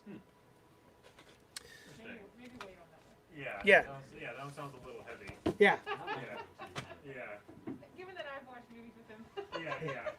Yeah. I think I found the one that I. Oop. Oh, the other series is called We Live. We live. What's that? It is it's called We Live, right? We Live. Really cool. It is takes place after 7 All right, Star Wars Adventures, Tales of Villainy, number 4. very dystopian. Oh yes, dystopian is one of my themes. Oh, we love it. Yes. Yeah, we've been doing we do a podcast. And Star Wars Bounty Hunters, number 10. Not that week. Noel, isn't this your guy, Sachs? Don't you like this guy, this writer? Ethan Sachs? I thought I remember you talking about Ethan Sachs. Maybe I'm crazy. So do you have the series here? We don't. It came out a little bit ago, and the next issue hasn't come out. Star Wars The High Republic, number 1, 4th printing. What's it called? Yeah, it's called Spoiler Alert. It's It's on the Cult Pop Network. on YouTube, On YouTube, Facebook, Twitch. Twitch. It eventually comes out. The audio comes out on iTunes. Yeah. But we used to record it live, or we used to record the audio only here in the store. But since we can't do You're that, keeping the list of all of them. Yep, I got it. I sent it to you. Nice. Alright. Jim Henson's The Storyteller, So you got Tricksters, the comic? Got it. 1 of 4. yeah, I'll show you some images of it too. Yeah, sure. Both Victoria and you live there, so it's very cool. Oh, Starks, Kyle Starks. Sorry, Noel. Noel says, yo, you guys need to finish We Live. Holy blank, what an ending that changes everything. Brian. I didn't finish it. Yeah, we're going to have to. I want to. Ethan Sachs is pretty good, though, he says. All right.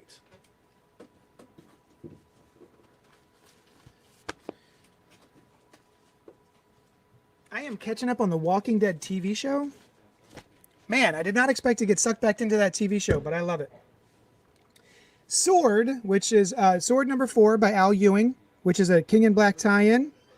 Sword, the first 3 issues have been great so far. I'm really enjoying. It's probably the only X book that I'm actually reading right now. Even though I do love Marauders and Excalibur. And Hellions. Teenage Mutant Ninja Turtles, ongoing, number 115, comes out this week. Thor, Donny Cates' awesome run on Thor, number 13. Prey Part 5. This is so much fun. Yeah, this has been a lot of fun. I'm really enjoying this. It's big and crazy and fun. Highly recommend the current run of Thor. Boop. That's done.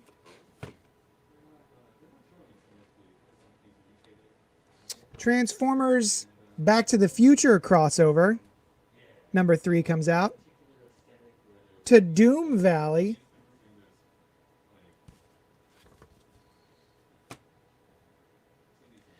The trial. So I showed you the other Ultraman, the Rise of Ultraman trade paperback, which is the whole first series of Ultraman, and now we're moving on to the Trials of Ultraman, number 1. Now is this a? I want. This looks like. Nope. Okay. I was wondering if it's a one shot. It is not.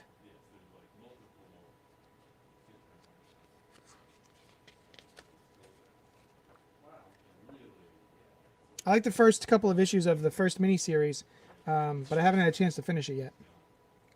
But this is from Kyle Higgins as well. Very cool. And a nice cover by Art Adams. It's like after you messed up futuristic societies. Yeah. Who has really weird animals in the wild. Oh. My most anticipated book of the week is called Ultra Mega, number 1 by James Herron with colors by Dave Stewart. Is a perfect bound first issue. It's a thick boy. I love James Herron's artwork so much. And this is Ultra Mega, number 1.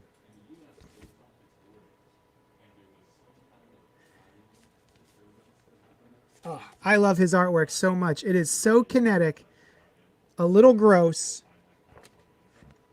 The layouts are fun. The characterizations are a little goofy, very expressive. I love James Herron. Ugh. Disgusting. So this looks like a big kaiju book. But man, I am stoked as heck for this. It's if you think of Daniel Warren Johnson. If you like Daniel Warren Johnson, you will love James Herron. When I first discovered Daniel Warren Johnson, I was like, oh, Daniel Warren Johnson is a lot like James Herron. I don't know who came first, but they very much have the same kinetic style. Night Hunters number 2 comes out from FWC, Floating World Comics. And speaking of Walking Dead, ooh, gosh. So what they've been doing with The Walking Dead, if they've been re-releasing the issues under the title Walking Dead Deluxe with a nice cardstock cover, sort of a satin finish, and full color interiors. And it's just the original series in full color with a nicer presentation. And I'm going to be honest, I don't know how long they're planning on keeping this going. Every month they just re-release another issue in full color. And I'm kind of hoping that eventually they do the whole series. Because I might get, if they reprint the whole series in full color, I might get the volumes of that in lieu of the black and white. And there's 3 covers. One by David Finch.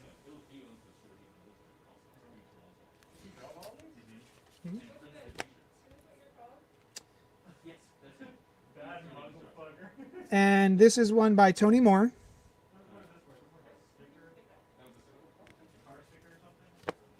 And, oh, Tedesco. Remember earlier I was talking about Tedesco's cover work? Man, I love this Tedesco cover. Oh, I even like when they do stuff like as if it's a photograph being taken and there is blood splatter on the lens of the photo of the camera. Isn't that cool? I'm a sucker for that sort of stuff. So let's see. This is out of order. TUVW. Just re-alphabetizing some of it. They said they won't do volumes. Ah, Kevin Brown. Only planned on doing the issues, they said. That sucks. Man, I'm not going to buy all 160 something issues again. If I didn't have the entire first run, I'd buy them. But man, I just want the full color volumes. X-Force number 18 by Benjamin Percy comes out this week. And we got Kid. What's up with Kid Omega's new costume? Is that Kid Omega? His new costume is dope. What is this? Ooh, I like that. That is a snazzy outfit. There have been 1 or 2 times in my life where I inadvertently was cosplaying as Kid Omega because basically he and I dressed the same and I had the same exact bright pink, hot pink haircut. But yeah, man, oof. I love that new suit. Damn. And we've got an alternate cover, another Deadpool alternate cover by Rob Liefeld.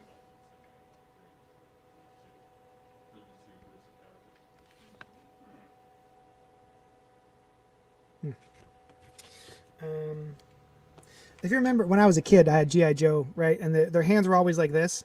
And you could never, like sometimes you would get the gun in straight, but a lot of the times the gun would just come in like this. And it would just like, you could never get him to quite hold the gun correctly.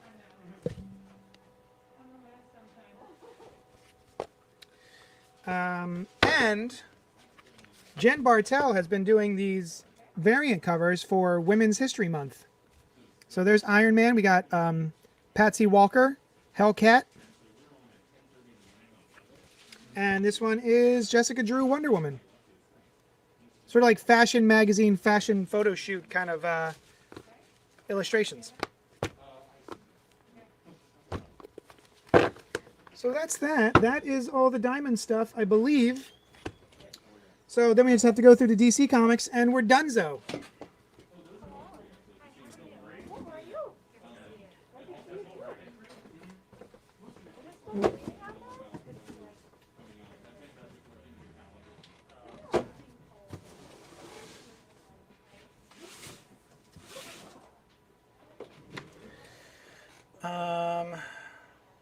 You are a smarter man than I. You're no, man, that's awesome. I wish I knew ahead of time that they would not be doing the trade paperbacks. Also, Kevin, do you think that they're going to last the entire run, or do you think it'll eventually peter out and they'll just stop doing the colors? Did they say they're going to be doing the entire series, or is it like the first 12, first 24, first 50? I haven't really like researched it. That's a bummer. Are you still watching the TV show, Kevin? The Walking Dead TV show?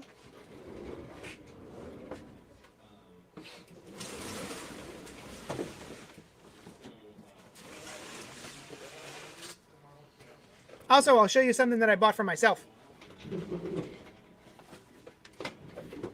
One of my all-time favorite comic book movies, love it or hate it. It has a place in my heart, Batman 1989. And so they've done a movie moment, pop vinyl, where Batman and Joker are on the church tower, and he has punched the glasses off of Joker. So I'm a huge Batman 1989 fan. Anytime I can get anything sort of Batman 1989 related, I'll try to afford it. I actually got the 1989 Batmobile Lego set, which I have yet to open, but I love it. I think as long as it sells. Yeah. I don't know if that's going to maintain, if people are just going to keep buying the colorized version of it. Although, if you keep buying it. All right. So we're going to blow. DC does not have a lot to release this week, but we're going to go through them. Actually, speaking of DC's books, I did a Thunder Round. See, I can't do it as deep as he does it. I did a Thunder Round video, which has 2 Thunder Rounds in it.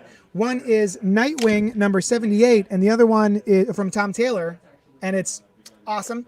And the other one is Justice League number 59, which is the start of Brian Michael Bendis and David Marquez's run on Justice League.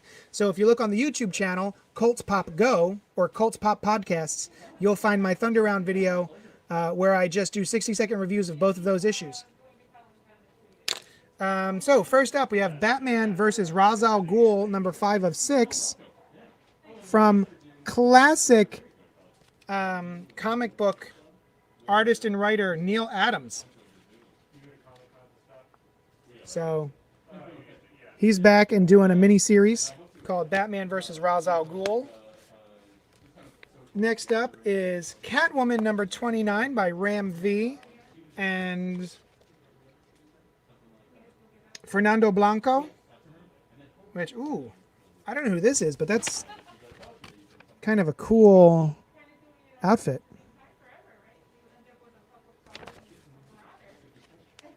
So yeah, Catwoman number 29 with a cover by Joelle Jones and an alternate cover by Jenny Frison,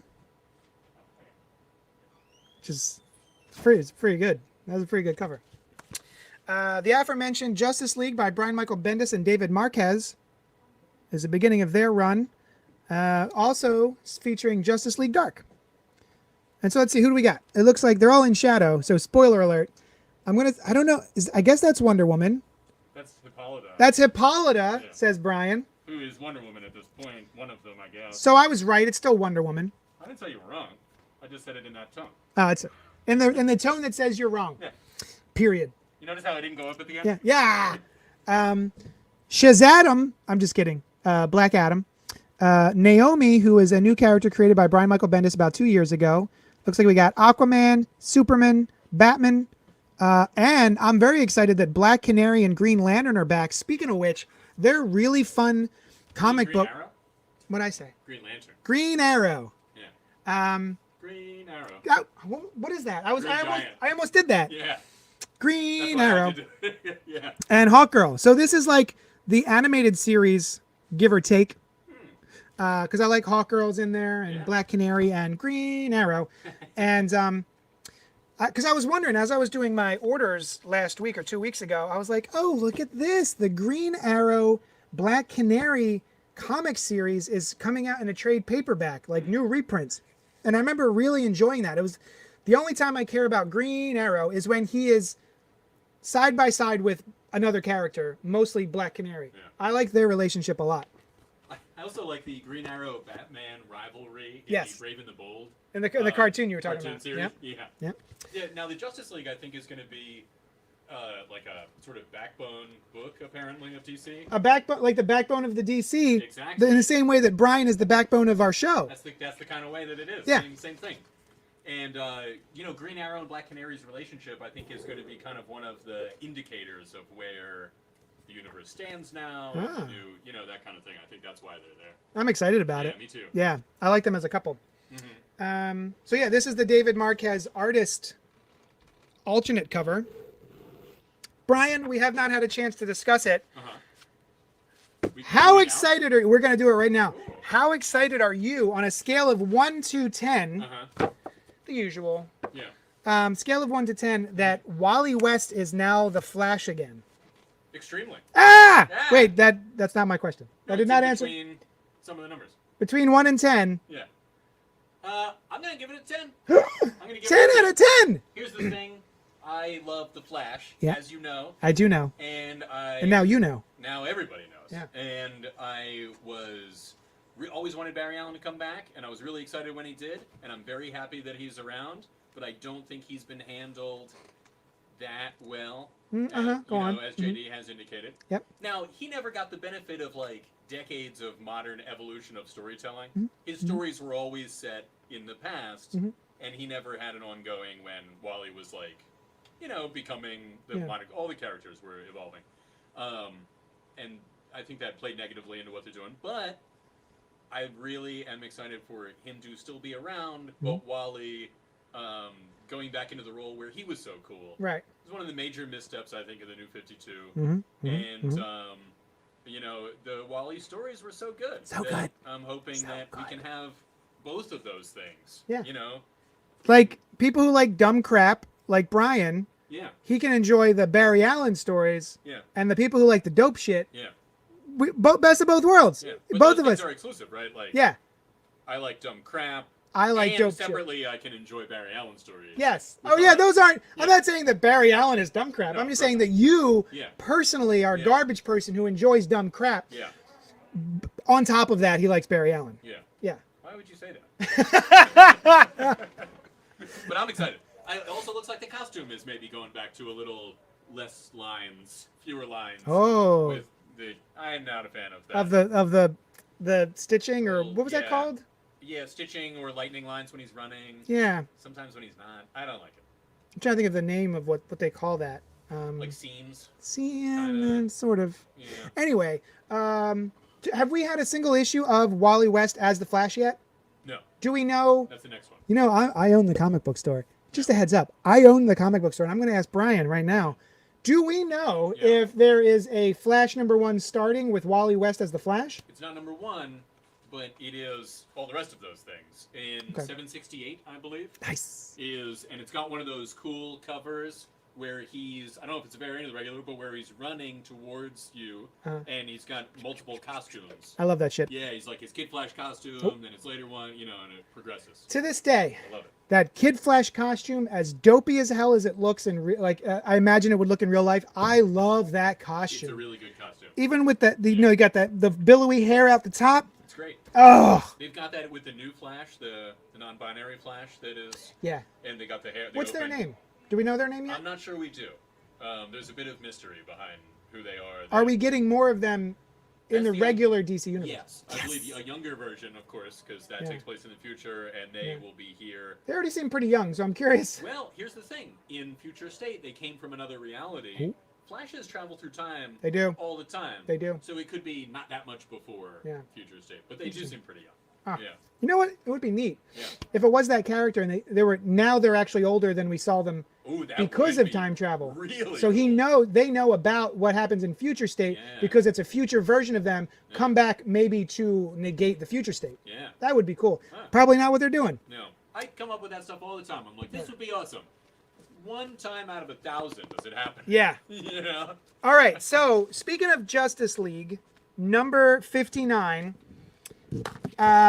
It's got some variant covers. Give me a second.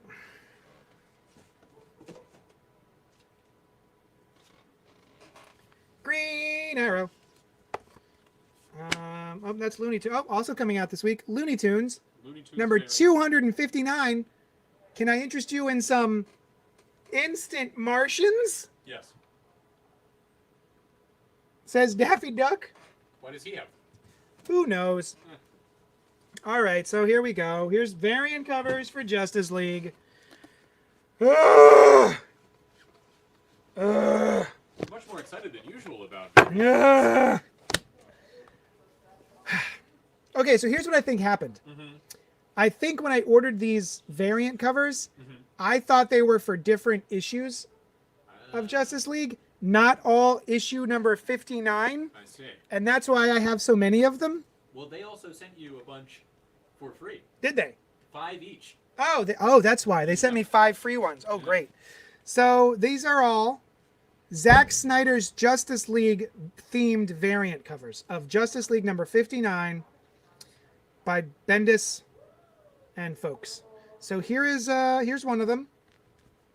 And we've got what's this dumbass's name? Steppenwolf. It's fucking Steppenwolf. Here's Steppenwolf Unrelated to the band, I assume.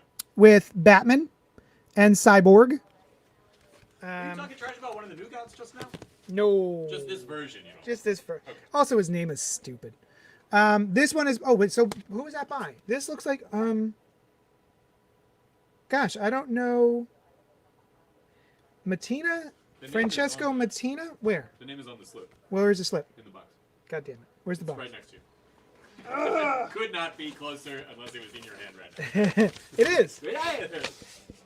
Yeah. Let's see. Justice League. Oh, when you slice the box open? No, that No? was taped to the outside of the box, weirdly enough. That's weird. Strange, right? All right. So. Oh, you know what? I'm going to say that this is the Liam Sharp Snyder Cut variant. Liam Sharp, very different style usually, but I think when he goes digital, this is sort of what his work looks like. basing that on his Green Arrow or Green Lantern series of recent with Grant Morrison. Here is the Jim Lee Justice League Zack Snyder variant, which has the Martian Manhunter, Sure does. Prominent. Wonder Woman, and Aquaman. So I got a bunch of these. So if you're really into the Snyder Cut, you should come buy 5 of these. Here's another one. But I'm going to say this is this Francesco Mattina? Who is this? Liber Mayo. Oh, yep. Liber Mayo. And it's got Darkseid. God damn it. Dark Side. God damn it. What? Listen. Yeah. In my head, Yeah. I was having the conversation of, oh, isn't it funny that some people call Darkseid Darkseid? Ah, And then I called Darkseid Darkseid. some people. Anthony Drago Yeah. interrupts rudely and says, been reading Mike Grell's Green Arrow run. Amazing. It's time for Green Arrow and Black Canary street level book. And the joke there is that you didn't interrupt. I just chose this moment to read your comment. Yeah. His comments normally come down. Have you read Mike Grell's Green Arrow? No, the Longbow Hunters, and Yeah. I've seen it. I think Mike Grell is very cool, Mm-hmm. but I haven't read that. It puts me in mind, just because Green Arrow, of Green Arrow Year 1 or 0 by Angie Diggle and Jock. Oh, yeah. Also an excellent series. That was great. Yeah. It's him on the island. Mm-hmm. So yeah, That's Flash. where the show came from. Yeah. Yeah. Flash, the black-clad Superman, and Darkseid. Boy, I don't like speaking of Flash. Speaking of our love for the Flash, Let's talk about it. Brian, on a scale from 1 to 10, Yeah.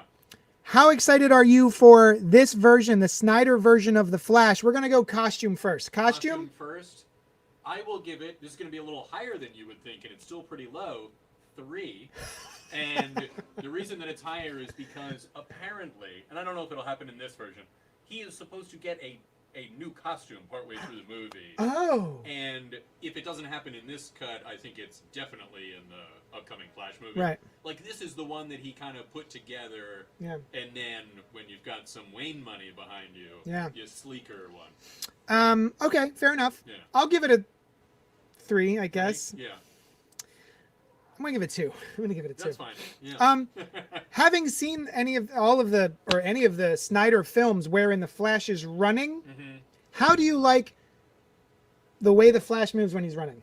Well, JD, I saw you talked about that on Facebook, and Mm-hmm. I wanted to show you a clip from Bob's Burgers.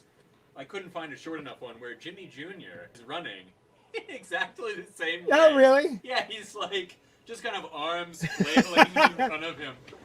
It looks odd in that, especially in that clip. Yeah. I want to see that. If you see it again, send it to me. So 1 to 10, the way Flash runs. Yeah. What do you think? I don't know what it's like to move that fast. So It's true. I'm gonna say Maybe it's very realistic. Yeah, I'm gonna give it a charitable 7. What? Just because That's very he's- charitable. You know, he's the Flash. He's just learning, and It's true. He is just learning. Yeah, and maybe that's just how he runs anyway. What, the actor?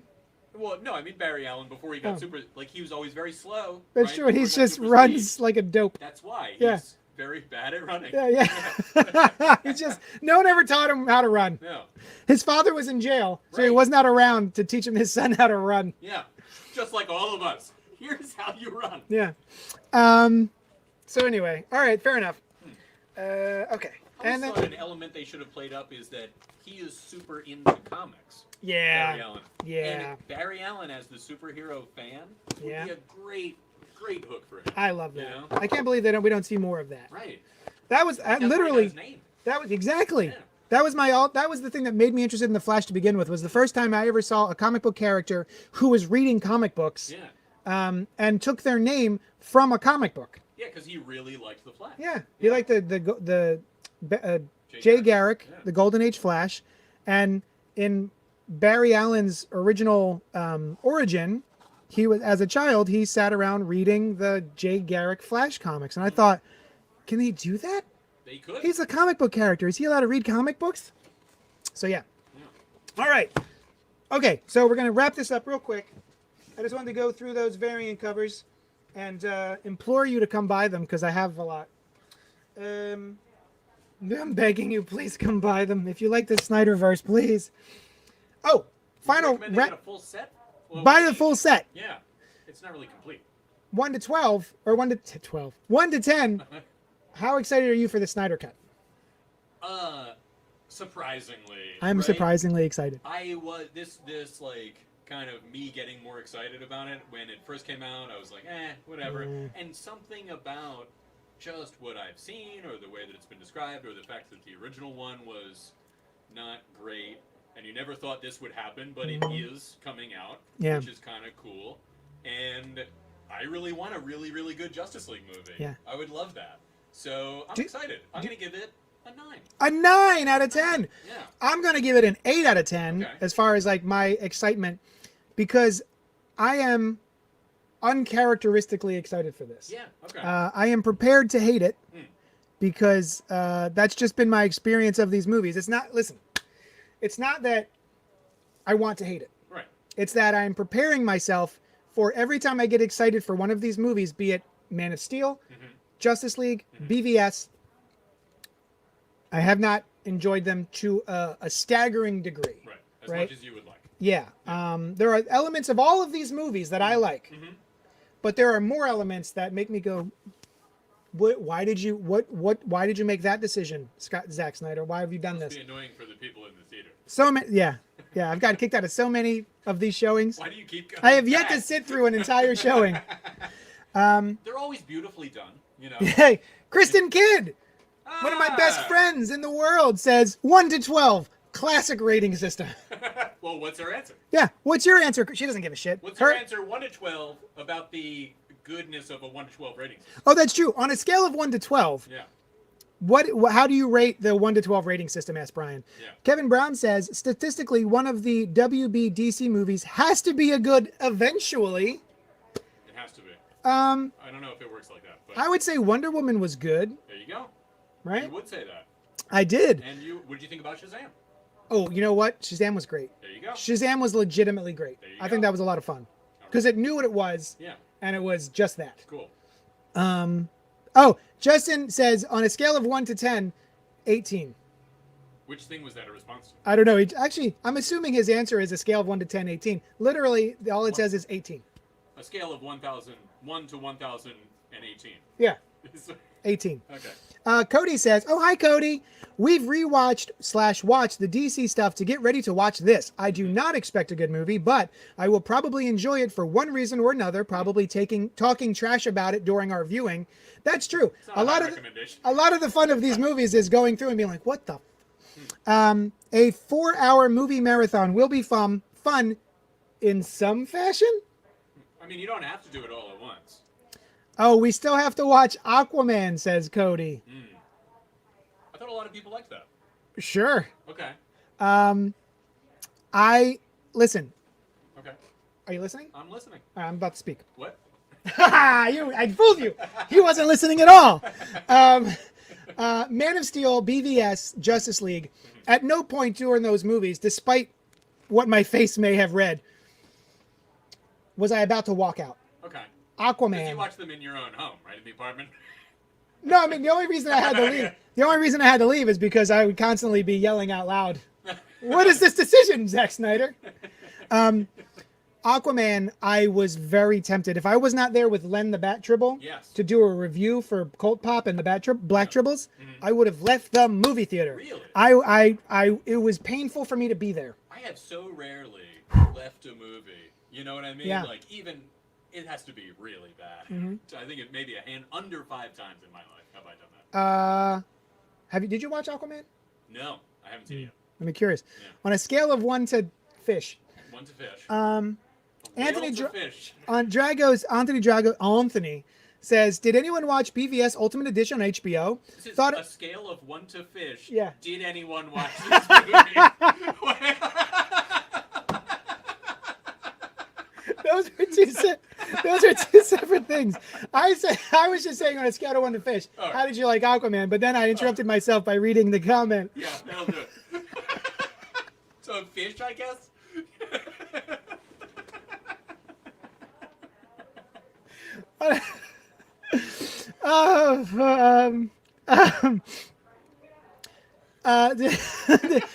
Anthony Drago, yes. I just watched BVS Ultimate Edition on HBO. It is much better than the regular theatrical edition. Still not good. Okay. But at least it makes things make sense. For instance, the fact that Superman goes into the Congress hearing looking like a goddamn sociopath, like a murder doll. He walks in. Remember? Did you remember that scene? I didn't see the movie. You didn't see BVS? Oh, BVS. I think you meant Aquaman. Yeah, Where he walks in and he's like, "I'm going to murder everyone in this room. Yeah. If looks could kill, Yeah. you're dead already." Oh.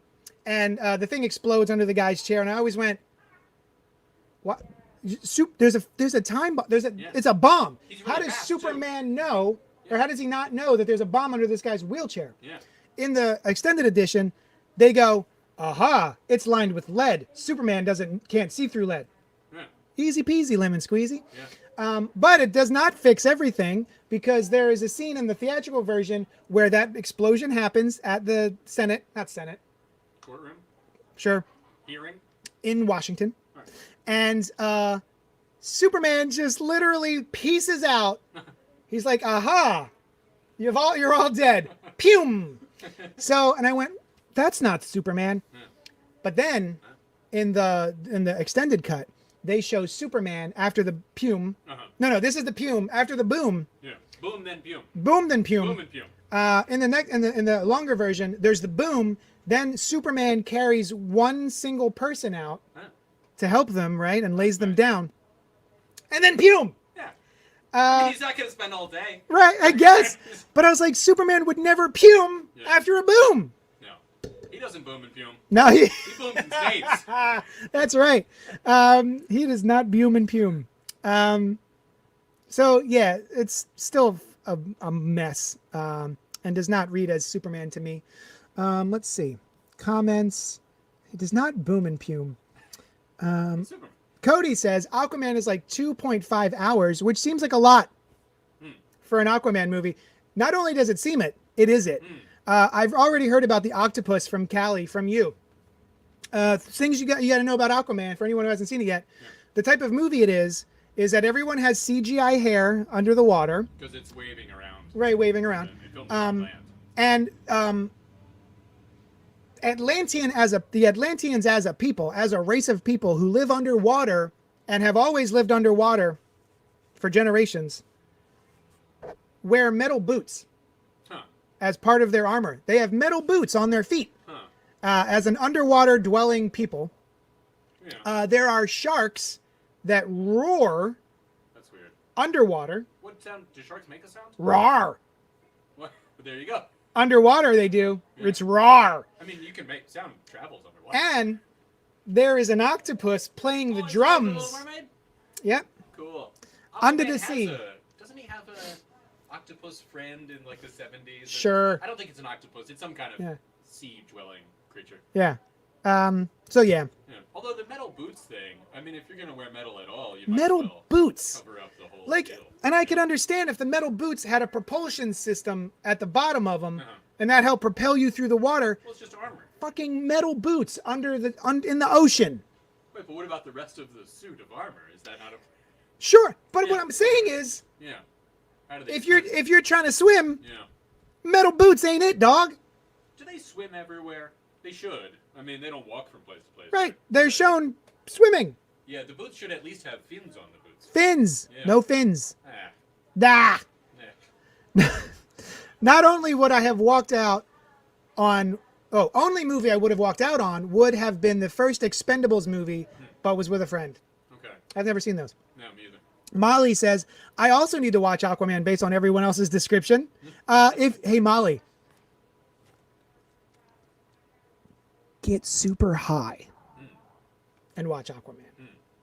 Because I even, I'm a man of second chances, thirds, fourths. Sure. I'll give things multiple chances because there are so many times where I've heard a song or an album and I've not been in the right frame of mind and I go, that album is garbage. I hate it.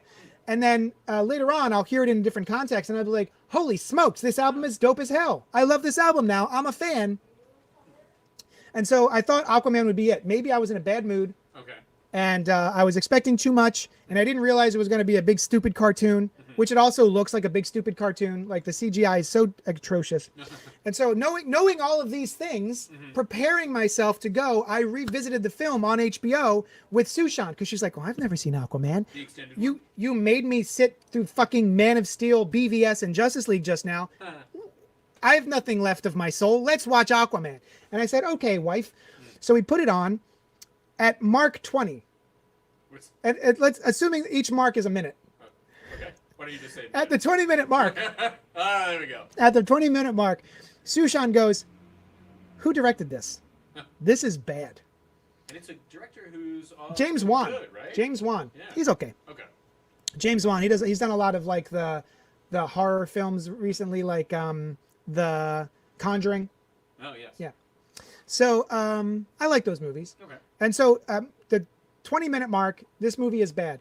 25-minute mark, I look over and she is sound asleep. So I turned off the film because I was like, I no longer have to sit through this. Yeah. Dunzo.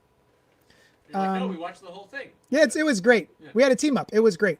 What's that from? I have no idea. We had a team up. It was great. One of my all-time favorite lines from an issue of The Punisher where he teams up with Spider-Man.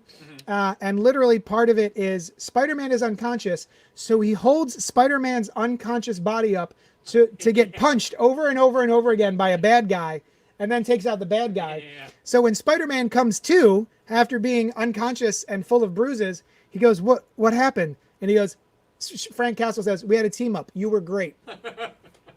It's a Garth Ennis issue, I think. Let's see. Cody says, "I rate Aquaman 3 trout, despite having not watched it yet. I left for a half hour, and now you're talking about Snyderverse. I can't, or I'll get Ben out of shape." Who left for a half? Noel, Hour? For a half hour? you were gone for a half. Maybe he had a poop. It's understandable. There's a half-hour poop. Could be. Molly says, "I only have one left. I have only left one movie, and it was the Heath Ledger, Matt Damon, Brothers Grimm movie." I didn't see that one. Not me neither. I like how they put brothers in the front of their name. It's cooler. The Brothers Grimm. Yeah. The Grimm brothers sounds stupid. The Brothers Grimm. Whoa. Yeah. I'll read one of those. Aquaman is a masterpiece of stupidity compared to the self-serious waffle that is BVS. Ultimate Cut fixes nothing. It just adds more convoluted plot. Roaring Sharks sound amazing, says Cody. Kevin Brown says, "I enjoyed Aquaman, but I was also a fan of Wacky Racers back in the day." Okay. I don't know what that is. I think that's a Hanna-Barbera. Oh, the way. Oh, yes. Yeah, I yes. think they actually did a comic book series called The Wacky Racers maybe about 2 years ago as part of the Hanna-Barbera like Yeah. reboot. I think it was a Mad World kind of thing. Yeah. But from back then. And they might have even been characters that existed in other Hanna-Barbera properties. Yeah. That, like, were Oh, put yeah. together. Snidely yeah. and- Snidely Whiplash yeah. was there. Yeah. I had a shirt once. Yeah. I had a shirt once. I mean, I had a lot of shirts, but I had one that had, I think, the dog. Oh, okay. Or one of the other characters.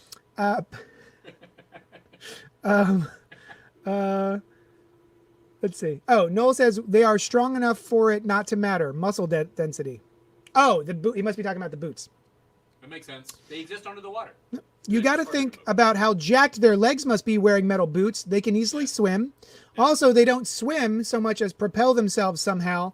Noel says, "I have a job." Isn't that swimming? That's they don't swim. They just propel themselves through the water. Right. By moving Yeah. their limbs. Yeah. And I mean, I they're don't all know if you would call it swimming. Right. Oh, he's not going to like this. Nothing so fancy. Is that no? Yeah, that's Noel. All right. Maybe Okay. that's good. As I was saying in my Thunder Round, Thunder Round. Nightwing number 78 is great. This was an awesome issue. It is a return to form for Nightwing. Tom Taylor is great. The writer is awesome. Cool cover, too. The cover is great, where we've got Nightwing and the insignia for his, or sigil for his chest is actually made out of Bloodhaven buildings. Is it Bloodhaven rather than Gotham? It's Bloodhaven. He's back in Bloodhaven, That's boy. pretty cool. And at the very end, we have a return of a very infamous family from the Nightwing mythos. Interesting. Yes. Yes. Also this week is Superman Red and Blue, which is a perfect bound issue. That's pretty good. Issue number 1, featuring new stories and art by John Ridley, who's been killing it on the other History of the DC universe. Yeah.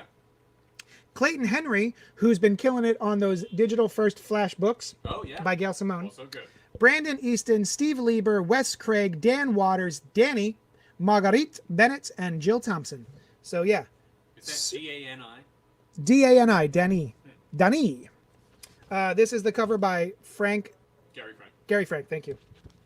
This is a James Bond cover. Gary Frank. Another one by Lee Bermejo. And this one, where Superman looks like this. Exists. Uh, For some reason, there's an American flag theme yeah, with it. So he's more for the world, you know. yeah. Who is this artist? I don't know. I think it's somebody notable in another field. I don't remember. Not a drawing field? No, it's a mechanic. That was me. No. Like in a different kind of art, like Yeah. different country or a different style, different type of art. Variant covers. Oh, Yoshitaka Amano. Yoshitaka. It's fine. I don't think the drawing is poorly done. It's just the American flag part is not his usual iconography. Yeah. Although there are famous pictures of him holding the flag. You know what I noticed in every Spider-Man movie? Yeah. There's a point where he's running in front of an American flag. Generally a CGI, so it is purposely put in there. It's a CGI American flag. Interesting. Weird, right? Yeah. No. Oh, it's fucking stupid in the movie, but they do not swim in Aquaman. They just propel / zoom off with no effort, like there's jets in their Like bums. kind of like a telekinetic, like they're flying, but Yeah, underwater. like kind of flying thing. underwater, yeah. Yeah. Justin says, Superman looks a little anemic there. He should take more iron. Yeah. That's not for me. Well, Also, the thing of this is the colors it's just red and blue Yeah. colors that are in it, right? Yeah. Yeah. Truth and Justice #2. Which cover have you got there? Well, this cover, is it Bruno? No, who is this? This looks like, part of it looks like the guy who does, Excellence. Kerry Randolph. Let's see. Hey, did you read the Lazarus comic book, Brian? No. I don't Okay. think I did. I'm Okay. not familiar with It's an Image book. It's a sci-fi crime story. All right. But there is a, looks like a TV show coming for it. Is that right? Coming to what? Tubi. Tubi. I don't have that one. To be announced at a later date, I guess. Cool. Truth and Justice #2 has a not Jim Lee cover. This cover is very cool. I like this one a lot, where he's like half changed Yeah. from Clark Kent. Yep. Not something you normally see.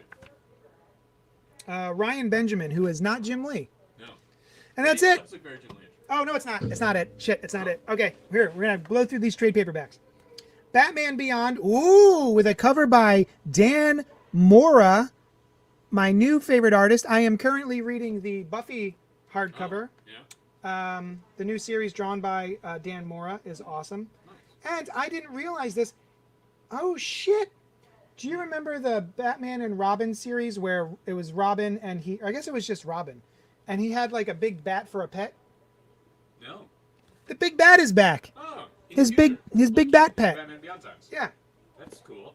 Matt Keen's Revolver is back in print under the DC Black Label imprint. What happens when the whole world literally changes overnight? Stuck in a dead-end job, tormented by a tyrannical boss and an annoyingly materialistic girlfriend, Sam rises from another night of aimless bar hopping to discover his whole world has changed. Overnight. For the worse! An avian flu outbreak has killed millions, the nation's infrastructure has crashed, and a dirty bomb has destroyed Seattle. But when he wakes up the next day, Sam finds himself back in his normal world, and back in chaos the day after that. In one world, anything goes. In another, he's out of danger, but sleepwalking through his life. So now Sam has an even bigger problem. What is it? Which one to choose? Oh, does he have that option? Is that, I don't know. He's like, I choose the interesting one. Yeah, Nothing changes. He's not up to him. yeah. Oh, and Tom King's Sheriff of Babylon. This is the first big work by Tom King and Mitch Gerrits, who are currently doing the awesome, to me, not so much to Brian Lieb, Not so much. Strange Adventures series. But many people do really like it. This is Baghdad 2003 war comic. Apparently, it's very, very good. And last but not least, What about that Sandman? The penultimate, Also not least. also not least, Superman versus Shazam trade paperback. 8 classic confrontations between 2 great heroes. Holy moly. 2 great heroes that taste great together. And let's see.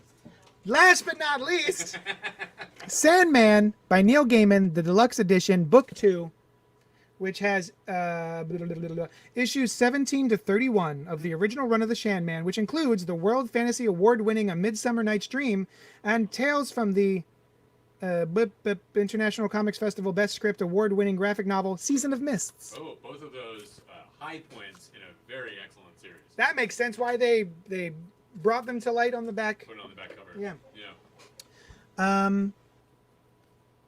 Hey, Mr. Chevy, take it easy. Have a good day.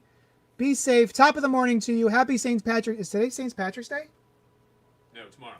Happy St. Patrick's Day tomorrow, says Action Figure Expert. Oh, thank you. Is the Mad Hatter Irish or is he just small with a green outfit? I don't think he even always has a green outfit. Oh. Yeah. I don't think he's Irish. No, Tetch. What kind of last name is Tetch. What is? Oh, that's right. Although your last name is not always, there's a lot of ancestry that is not represented in the last name. True. So I don't know. I don't know if they've ever really gotten into it. Noel says Sheriff of Babylon is great, and then he says, ew. He's probably reacting to me not liking Strange Adventures. Or something happened in his place. Oh, it's true. Put his hand Maybe in he some stepped goop in or something. Yeah. Ooh. I wish that the Snyder thing happened today so I could go home and watch it. Okay. Rather than later. You want to watch it now? I want to watch it now. Get it over with. Yeah.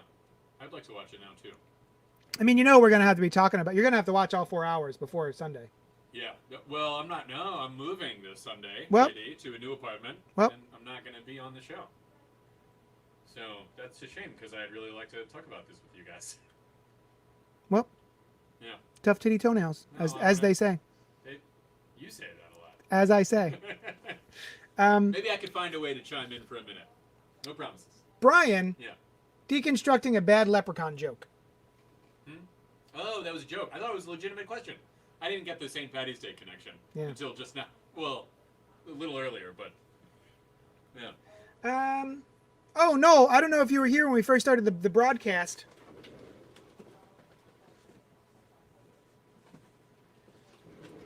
Anyway, see ya. No. Try to be next time. Try to be on time. These pop vinyls came in. Batman, the death metal. Oh, come on. Why are you so glary, dog? To the There we go. side, that's the picture of it. There we go. There we go. You can see there's lightning going from the guitar to his pick, which is pretty dope. Or is it going from the pick to the guitar? Ooh! He is imbuing his, his musical force is the light. Let's see. Noel says might have to be an extra show or some such for Whoa, the that would be Snyderverse. And accommodative, like, Cody says random comments. Thought Carmen #1 was fun, weird, interesting. No, we talked about that earlier on the show. It's not random Yeah. because we talked about it. Yeah. Thought Nonstop Spider-Man had a lot of text for it being nonstop, but I understand all the text with my ADHD mind and how it is action, action, action. It was. Noel says I was not He wasn't. on time. Oh, right. Action figure expert. John's forgot to watch Falcon and the Winter. Oh, don't forget to watch Falcon and the Soldier. True. But that is 5 hours or so of comic stuff in one day, and I might not do it on Thursday. Okay. Yeah. But I might, but I probably won't. Yeah. If that's okay. I don't know if I could sit through 4 hours. I don't even know when I have a child. I have a baby. How interested is the child in the Snyder Cut? Not very Scale of 1 to interested. fish. Scale of 1 to fish. He's whale. But they do break it up into four Chunks. chunks, which is Chapters, nice. yeah. Chapters is what they're traditionally called. I'll tell you guys. Yeah. I think I brought this up in the beginning of the podcast, but Noel, you missed it because you weren't here on You time. wouldn't know. Babies, when they sleep, they are so loud. They are loud sleepers. They grunt a lot. He's not just, maybe he's just noticing things. He's sleeping. Huh. And he's like, ah. Yeah. I did not know that. Man, I thought it would be like, all right, once we get the baby to sleep, then we can sleep. Yeah. But we put the baby to sleep after hours of trying to get the baby to go to sleep. Sure. He finally goes to sleep. We close our eyes, and all we hear is, bah, bah, bah. Interesting. Just nonstop baby sounds. Which Justin mentioned on the podcast earlier today on the live stream that parents hear their baby's sounds louder than they actually are. That's They interesting. resonate more Very interesting. because it's my baby. I've Makes heard sense. that people just in general tend to really remarkably easily be able to pick out a baby Yeah. crying or something like that. That it's like every other sound fades away and our Yeah, baby. evolutionary imperative, Yeah. kicks in. It's just my point is it's exhausting. Hmm. Even when he's sleeping, he's exhausting. Hmm. I love him. He's so cute, but it's exhausting. Cody says dog has to potty. See you later. We're leaving. We're done.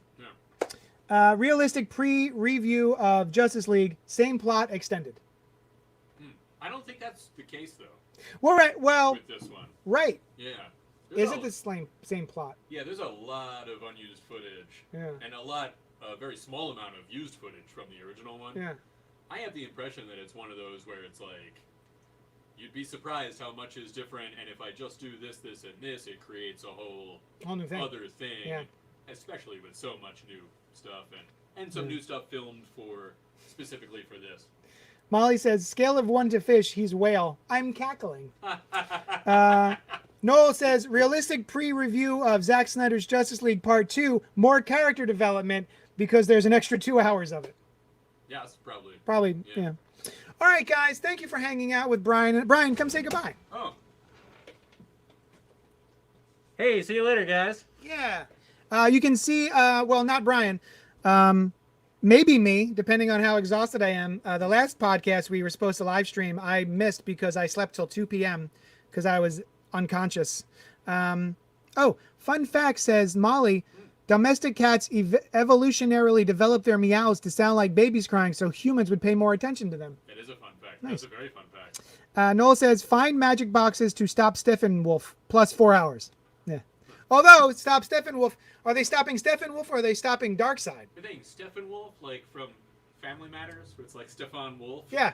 I think it's Steppenwolf. Stefan Wolf. Stefan Wolf. How are you going to stop him? He's too cool. Kevin Brown says later. Yeah. All right, guys. And I gotta Darkseid go. is there too. Right? They got to stop Yeah. him. Yeah.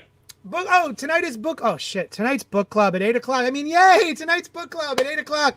We're going to be talking about Girl Haven, which is a YA trans girl not sci-fi fantasy adventure. So I have to go home and read that, even though I don't have a copy of it. So that'll be fun. And we'll see you tonight at 8 o'clock at book club. All right, guys. Love you, and I will talk at you later.